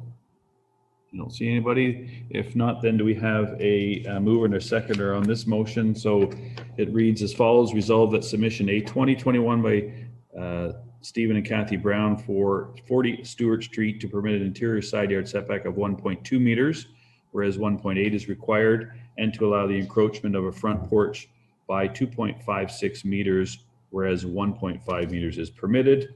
And there were no suggested conditions be attached. A mover and a seconder with the reasons, if you will. Anybody? Herb? It meets all the 4 tests. And Adam? Yes, that it meets the 4 tests. Sorry, was that Adam seconding? Okay, thanks. Moved by Herb, second by Adam. Any further discussion? Okay. All those in favor say aye. Opposed, if any, was carried. Okay, there is an appeal period, Kathy, before it becomes final and binding for 20 days. And then you're able to apply for the permit. Thank you for attending this evening. All right. Thank you all for Thank you. all the work that you do for this. Have a good night. Okay, thank you. Bye-bye. And the next application then is minor variance A2221, 18 Oaks Road North for the school, I believe. Kayla, if you just want to give a minute or two. You see we've got Yep. Dave Boyd and Rick on. Yeah, those are the two that I'm Okay. expecting. Go ahead. Okay, so the application number is A2221 for 18 Oaks Road North, which is the site of Smith Public School. The application is by the District School Board of Niagara, who's being represented by Dave Boyd. So the proposal is to add more parking along Oaks Road North. So the variance that they're requesting is that the asphalt parking lot extend to the property line in lieu of the 3-meter buffer in order to allow for sufficient parking on school property. Next slide, please. So this slide shows a site plan submitted with the application of where the buffer would be removed. Next slide, please. This shows the aerial photography of the site and the surrounding area for context. Next slide, please. These photos were taken by town staff that show the existing buffer that is on 18 Oaks Road North. And for correspondence, planning staff have no objections to the approval of the minor variance. And we heard from Niagara Region that they have no comments on this application. And that's all. Thank you. Thank you for that. Did you wish to elaborate at all? Dave or Rick, I assume, is speaking on behalf of the school board. Yes, I'm speaking as agent for the school board, and Dave is online here. Yep. I wasn't sure how long it was going to be before we started. I think I need a shave again. No comment. Am I okay to? I had a PowerPoint. Am I okay to share a screen, or if you? I don't know if they permit it. Do they? No. No, unfortunately not, unless you had sent it to Nancy in advance. Oh, Nancy's got it. Just give us a second here. Okay. Okay. Hey, at least we're not as long as council meetings. That's all I'll say. Okay. So I'll just go through these. There's only 6 slides here. I'll go through them. This is Smith School property in the green. DSBN also owns the surrounding property to the south and the east, and it's utilized by the community for soccer fields and baseball and the like, and maintained by the town of Grimsby. The proposed development of the school remains on the original parcel of land as per DSBN request. There are currently 5 portables on site, which will be removed once the addition is to the school is built. To the north is the CN Railway, and the existing gymnasium is in close proximity to that property. Oaks Road to the west, the existing school being close proximity to it as well, being 20 meters from the property to the school. If you could go to slide 2, this is just an overall existing parking conditions that are indicated on the full site plan. If you wouldn't mind just going to 3 again, Nancy, that's just to blow up the same thing. On slide 3, you'll see the notice of parking in front of the school. There's a 90-degree parking lot in front of the entrance. There are not enough parking spaces on site, so teachers and visitors also parallel park behind the 90-degree parking, and there is insufficient room there to do so. I mean, to be able to back up out of those spaces. There's also parking for about 6 or 7 vehicles on the south side near the portables. Since 12 classrooms are being added to the school, like an already overtaxed parking situation will become much worse. Vast majority of the students are bused to Smith School. They currently have 10 buses arriving and departing from the school, 3 of which fit in that turnaround, and the rest are parked out on the street. Drop-offs are also happening on the street, making it a potentially dangerous situation at least a couple times a day. Slide 4. This slide now reflects the 12 classroom addition along the CN Railway side and the proposed new parking lot layout. Originally, we had proposed putting a 17-space parking lot and driveway on the north side of the school addition, allowing the teachers for the addition to park and enter the school on that side conveniently.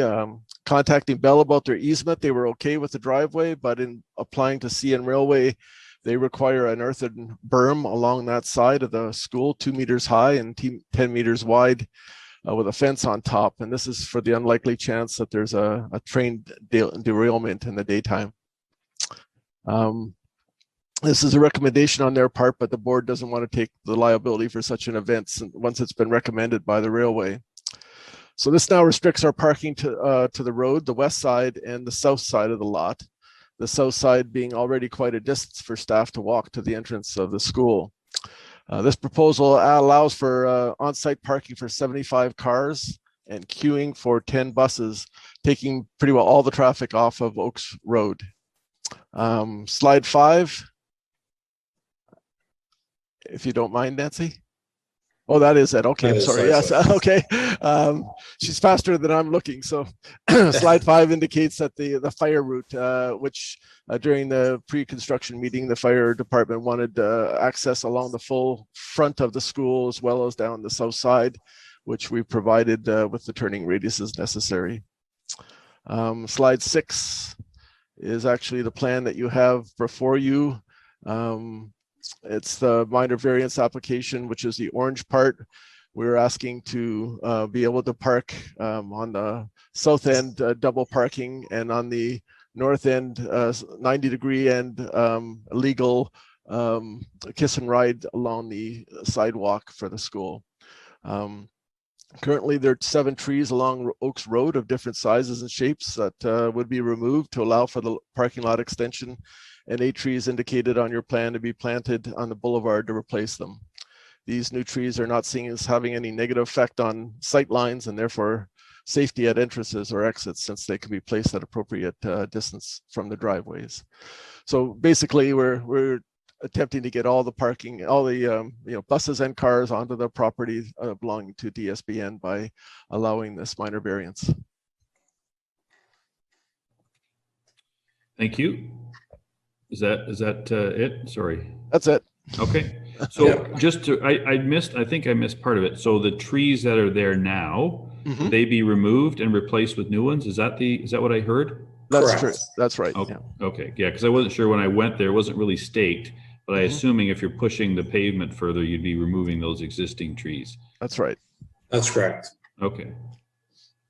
Any questions from the committee members first? Herb, always count on Herb. Yes, thank you, Mr. Chair. Regarding the trees, I was out there and it looks like total there's going to be about 15 to 16 trees removed from in front of the building and along the parking area. Do you have any plans on replacing the total number of 16 trees? We're showing 8 new trees in the front. Pretty well the rest of the front of the building is taken up by parking or sidewalks.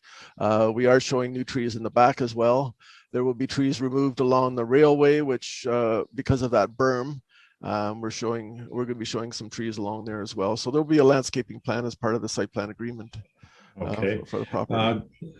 Okay. The other question I have, Mr. Chair, is the park, you indicate the parking will extend to the property line. Now, would this mean that the tires would be extending to the property line, or the front or back of the vehicle would be extending to the property line? Well, we have the full, like a 5.5 meter parking spot, which would hold a vehicle completely on that spot.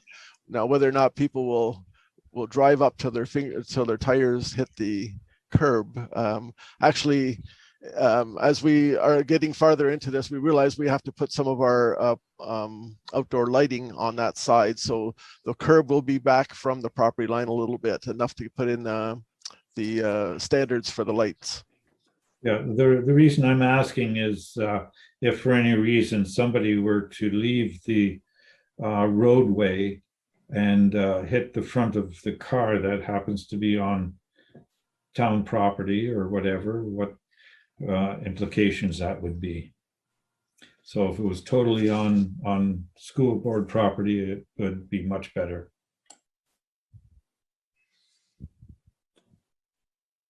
So what would that, Rick, what would that constitute as far as shifting back? About 2 feet from a tire to a front bumper? Yeah, the overhang is usually 2 feet. We have to move it back at least a foot for the light standards anyways. The only way to adjust that, like in the 5,500 millimeter parking space, if you put another precast curb 2 feet back, that would stop cars, but those things are always a hazard for snow removal in that case. So there's still a buffer. There's still a good sized boulevard between the parking and on the roadway at Oaks Road.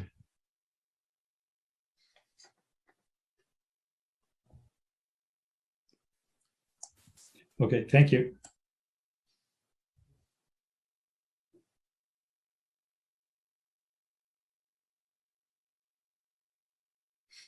I think you're muted, Kevin. Sorry, there we go. Okay. Any other questions from the committee members? Danielle, go ahead. Yes, thank you, through Mr. Chair. Just confirmation to Walter, are they currently going through the site plan process? There is a Chair, there was a pre-consultation meeting that we've held with the school board and Rick, and we are anticipating a site plan submission in the near future. Okay, correct. The So timing, Rick can elaborate on that. Yeah, we're planning on doing that early in August. thank you. Okay, so then maybe to Rick then or to Walter, had other departments like Capital Works, Transportation, anybody else, have they provided feedback on the location of these parking spaces? Nobody's expressed any concerns about the reduction in the setback from the lot line. Perfect. Thank you for confirming. And then any other aspects with respect to the parking location, turning radiuses, et cetera, would be addressed in the site plan control. So I have no further questions or concerns at this time. Thank you, Mr. Chair. Thank you. Anyone else? Okay, then if we can have a mover and a seconder on this motion, resolve that submission A2221 for 18 Oaks Road North to request the extension of the asphalt parking lot to the property line, whereas a 3-meter buffer from the property line to the parking area is required. No conditions were attached or suggested at this point. You're moving and seconded with the reasons. Anybody? Danielle, I think I saw a finger. Yep, Danielle moving. Sorry, S3, sorry, Mr. Chair, my resolution sheet wasn't opening up, so I wanted to, but I just wanted to read it before I had an opportunity to. So yes, 3, Mr. Chair, I see no conditions. So yes, I am moving with no conditions, that it meets the 4 tests, that it's minor, appropriate for the development, and meets the intent of the official plan and zoning bylaw. Thank you. Thank you for that. And the seconder, I think I saw Adam, correct? Adam, seconder. Any further discussion on this motion? All those in favor say aye or raise their hands. Opposed, if any, was carried. There is a 20-day appeal period before it becomes final and binding. I'm sure you're aware of. And thank you for attending tonight. Okay, thank you. Thank you very much for listening. Okay. Have a good Appreciate evening. Bye. Bye now. Take care. Have a great night. Good night. And the last application we have before us is A2321 for 264 Main Street East. And we'll give a minute for everybody to connect on this application. We have 2, 3.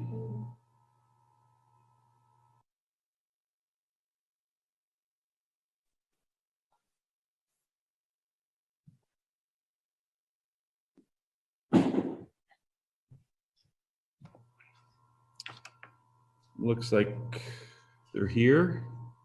There we go. Oh, we've got one more connecting. Hi, welcome. Thank you. We have a Rafid. So Rafid is he's agent. No, I'm the my name is Sinan. Let me introduce myself. My wife is the pharmacist in the 264 Main Street, and Rafid will be the doctor that is moving his practice from our current pharmacy in Stony Creek to Grimsby. Okay. And he's taken over Dr. Mellon's practice in Grimsby. Okay, so we'll have Michaela, the planner, read the application and do a brief PowerPoint, and then read the correspondence and any planning comments that we've had, and then we'll open it up to the committee members first, and then the applicant or your agent, if you would like to speak to it as well. So we'll start with. He's coming in, Mr. Mustafa. Okay. I think he connected. Oh, he's still trying to connect there, Michaela. So I don't know if you can wait a minute yet. Yeah. Hi guys, can you hear me? Yep. Yeah, so I'm also part of this Okay. representative of I don't know if you heard the opening remarks. We're just going to wait till you connect. You're on now, I see. So Michaela, the planner, will read or go over the comments and do a brief PowerPoint, and then we'll open it up to the applicant or the representatives if you would like to speak or address some of the comments that were raised, and then we'll open up to the committee members and any members of the public first. So Michaela, go ahead. This is application number A2321, made by the applicant SMR Investment Holding Inc. of 159 Bowyer Road in Oakville. The proposal tonight is relief from the parking requirement for the purposes of a clinic. So the variance that they are requesting tonight is the reduction to 30 parking spaces, whereas 43 spaces are required. So next slide, please. So this slide shows a plan submitted with the application of the parking. Next slide, please. And this slide shows aerial photography on the far left to understand the context of the parking lots. And then the photos on the right were taken by town staff of the current parking at the subject property. So for correspondence, planning staff have reviewed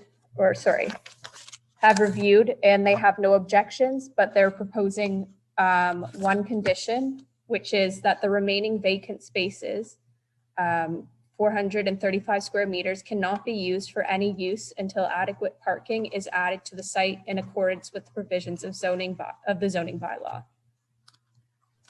And correspondence from agencies, we heard from Niagara Region and they have no comments on the application.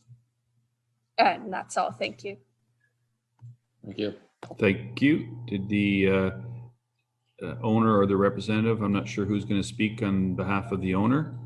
I'll just add one thing. Okay. What we are proposing is temporary by nature. The only reason we need it is because of the urgency of opening the medical part of it. But we are in negotiation to buy more land, the neighboring, and we will satisfy as much as we can the parking, and we will go, like, we know that there is for us to use that extra. So we are in agreement for to close the other half until we figure out what we can do with the parking. So it's not a minor variance on a permanent basis. Right. So as I understand it, you would comply with the existing uses that you're proposed, with the condition that the rest remain vacant until you address the shortage of parking, if you ever wanted to develop or build out that 4,000 or 400 and something square meters. Is that correct? It is buildable, yes, if we want to use it, which we will. That's the intention, and we are actively talking with the neighbors to increase the number of parkings by adding one smaller lot at the back, and yeah. Okay. Anyone else? Did you wish to, Mr. Spools? I see you were going to say something. I don't know if you wish to add anything before we open up to the committee members for questions. Yes. As Mustafa mentioned, we know that this is not a minor variance issue at this point because the number of parking that you're asking for is above what the minor variance should be within. We understand that the extra parking is required, so we're in the process of talking to the neighboring properties. That being said, if we are not successful to get the neighboring properties, we're willing to either not use the extra space or go with demolishing part of the building to satisfy the number of parking spaces. So we're the main objective for our meeting right now is to have an opening date for the medical clinic and to serve the community, especially that Dr. Millen is retiring soon, and we don't want to end up without. We're not going to be in a position that we want to delay the process, and all these patients, about 3,000 to 4,000 patients, will end up without having any medical care at this point. So I just want to put this on the table. We understand what the situation is, and our main objective is to serve the community at this point. Okay, thank you for that. I'm going to open up to the committee members if they have any questions first. Should I go right to Herb? I know you had your hand up, but Danielle. Thank you, Mr. Chair. Through you to, I guess, maybe Walter. Sorry, caught you off guard. Is a building permit not required for them to establish the new medical clinic use? Leasehold improvement. So internal renovations will be required. And in order to permit those renovations to occur, that permit will be necessary, yes. Okay. Then maybe I'm missing something, but is there a reason then for this variance? If we're limiting them to their size then, and we're already restricting them to a size to only allow them to occupy a certain size because their zoning only allows them to have so many parking based on their unit size, why are we not just restricting them through a building permit to allow them to only have a unit size of so many square meters? Because that's what their parking would allow them through the applicable law check under the Ontario Building Code.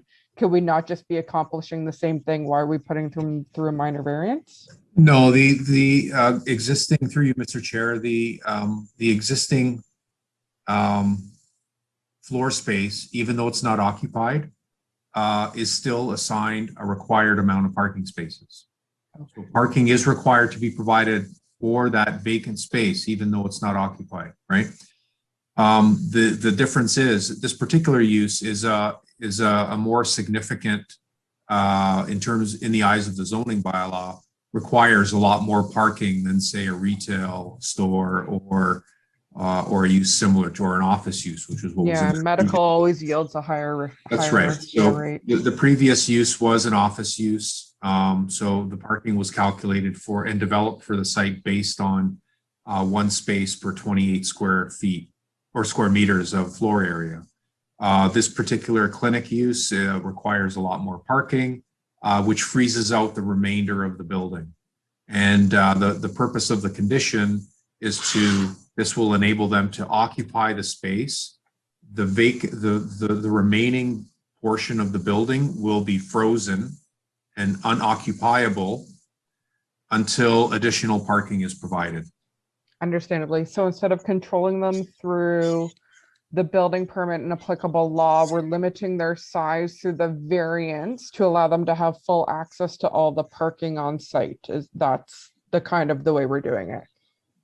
Right. The building permit would not be able to, the town would not be able to issue a building permit because the requirement for even though the remainder of the building is not occupied, the requirement is 43. They can't satisfy the requirement. So they would be able to get a building permit for the improvements to the building. This variance is required for them to be able to get the permit to make improvements to the interior, to make renovations to allow them to occupy the building. Yeah, because even if that area is vacant, the use that's going in is still medical. I understand. Okay.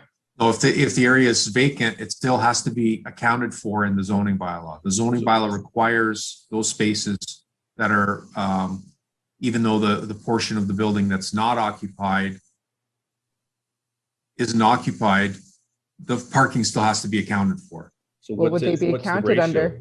Yeah, I was What's going to the say, what's ratio? the ratio under then, Walter? What would like if it's not assigned, is it assumed 1 per something? Like not 1 per 28, 1 per 40 or 100? Right. We have a minimum plaza requirement. So as soon as you create 3 units, I'll use that as an example. If there are 3 units, there's a fixed rate. If the default rate is 30. Okay. So all other uses not identified above in that chart is 30. 1 per 30 square meters. Okay. Thank you. That's what I. Yeah. So the variance is still required for the existing use that they're proposing in the other 2/3 Unoccupied portion of the building. Right. Any other questions from the committee members? Adam? Thank you, Mr. Chair. Just the applicants, what's the peak number of staff you're going to have at any given time at the clinic? Sorry, do you mind if I answer? Go ahead. So there will be a pharmacist, which is my wife, and 1 to 2 tech. There will be a full-time technician and a part-time technician. There will be 2 secretaries, 1 secretary to represent the dentist, and the other secretary to represent the medical clinic for the doctors. Actually, I just want to clarify that there will be, for the clinic, there will be 1 secretary full-time and probably 1 secretary that is part-time. There will be a dentist and probably there will be 1 technician at this point. And there will be 1 to 2 doctors at any given time that are serving the clinic. So what would that bring it to roughly? So you're saying 2 for about 7 to 8, depends on the moment. Adam, did you have any follow-up questions? No, that was good. Thank you. Thank you. Any other questions? Herb? Yes, Mr. Chair. What type of clinic is this going to be? Is this a dental clinic or there will be 2 clinics. One clinic will be a dental clinic, and the other clinic will be a medical clinic that will be mainly taking over an existing practice in Grimsby. If you know or heard of Dr. Mellon, he's right on Main Street, facing the plaza, the Shopper Drug Mart. Actually, I see Dr. Mahdi putting his hands up. He can, he's more Okay. qualified to answer this question on my behalf. Along that, so there's going to be, my understanding is now that it's going to be a medical clinic, a dental clinic, and a pharmacy. Correct. All, and that would take the whole building or just a portion of the building? They will take half of the building, which is about 4,500 square feet, plus minus. Half the building, Herb. Half the building. But the building, the total square footage of the building. I can't hear the reply. Sorry, Herb, he said about half the building. Could you hear that? No? I don't know if Herb could hear the answer.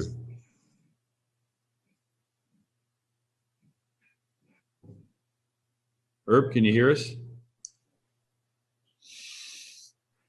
Herb, could you hear us?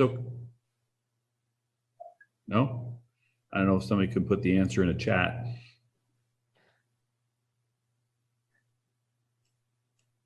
I think the chat function has been disabled due to yeah, it being a public meeting, but I think his batteries died in his hearing aids, to be completely honest, because he's tapping his ears. So my grandfather. He's scrambling for a backup. Any other questions from the committee members?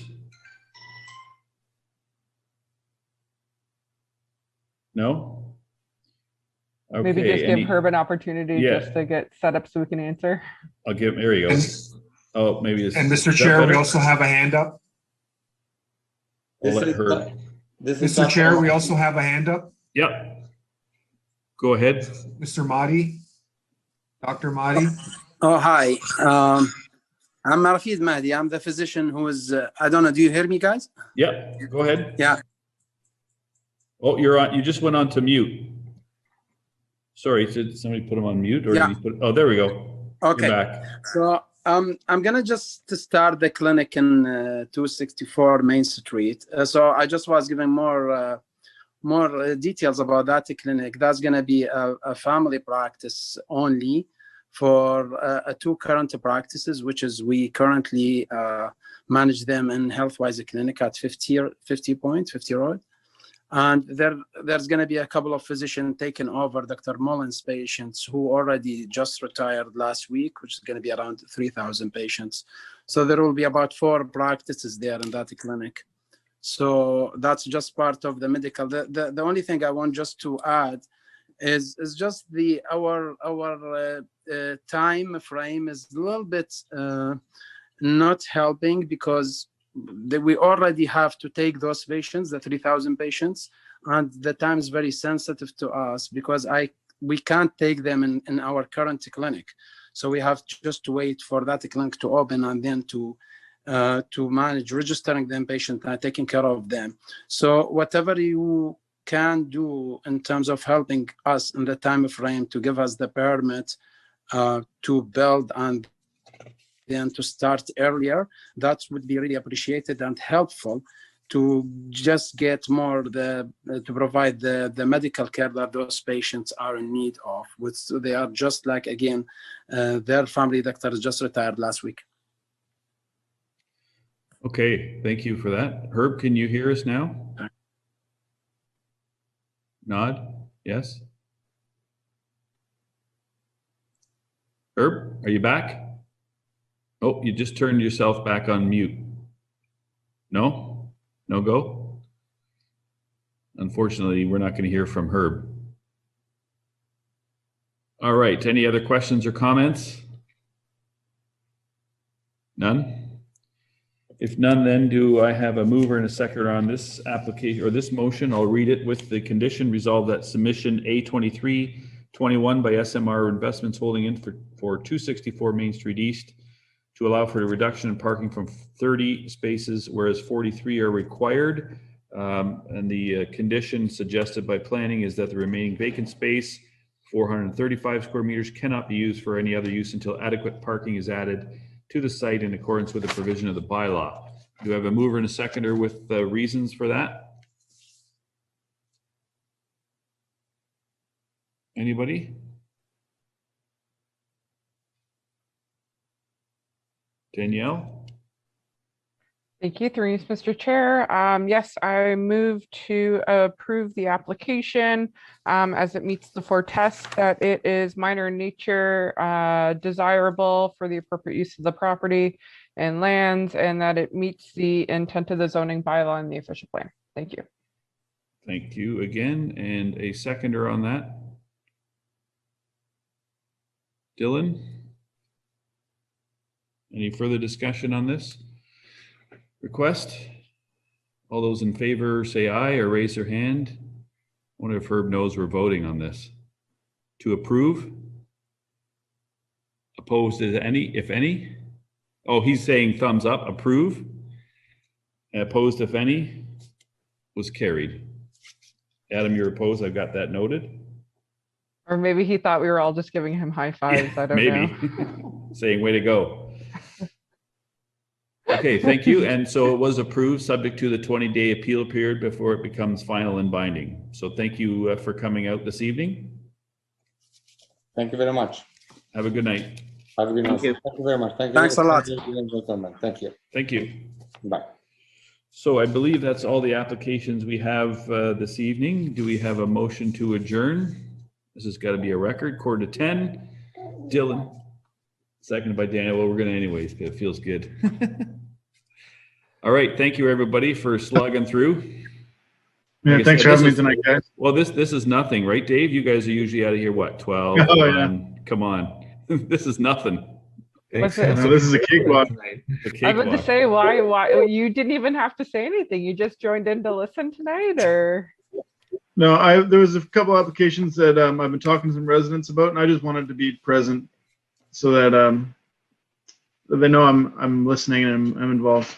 I'm sure they appreciated it. Yeah. Thank you, everyone. Have a good night. Thank you, Have a everybody. good night. Good night, everyone. Good night. Right. Did we actually approve the motion to adjourn? Yeah. No, apparently we just did it to feel good because Nancy says we don't need one. So I kind of gave up halfway through it. Okay.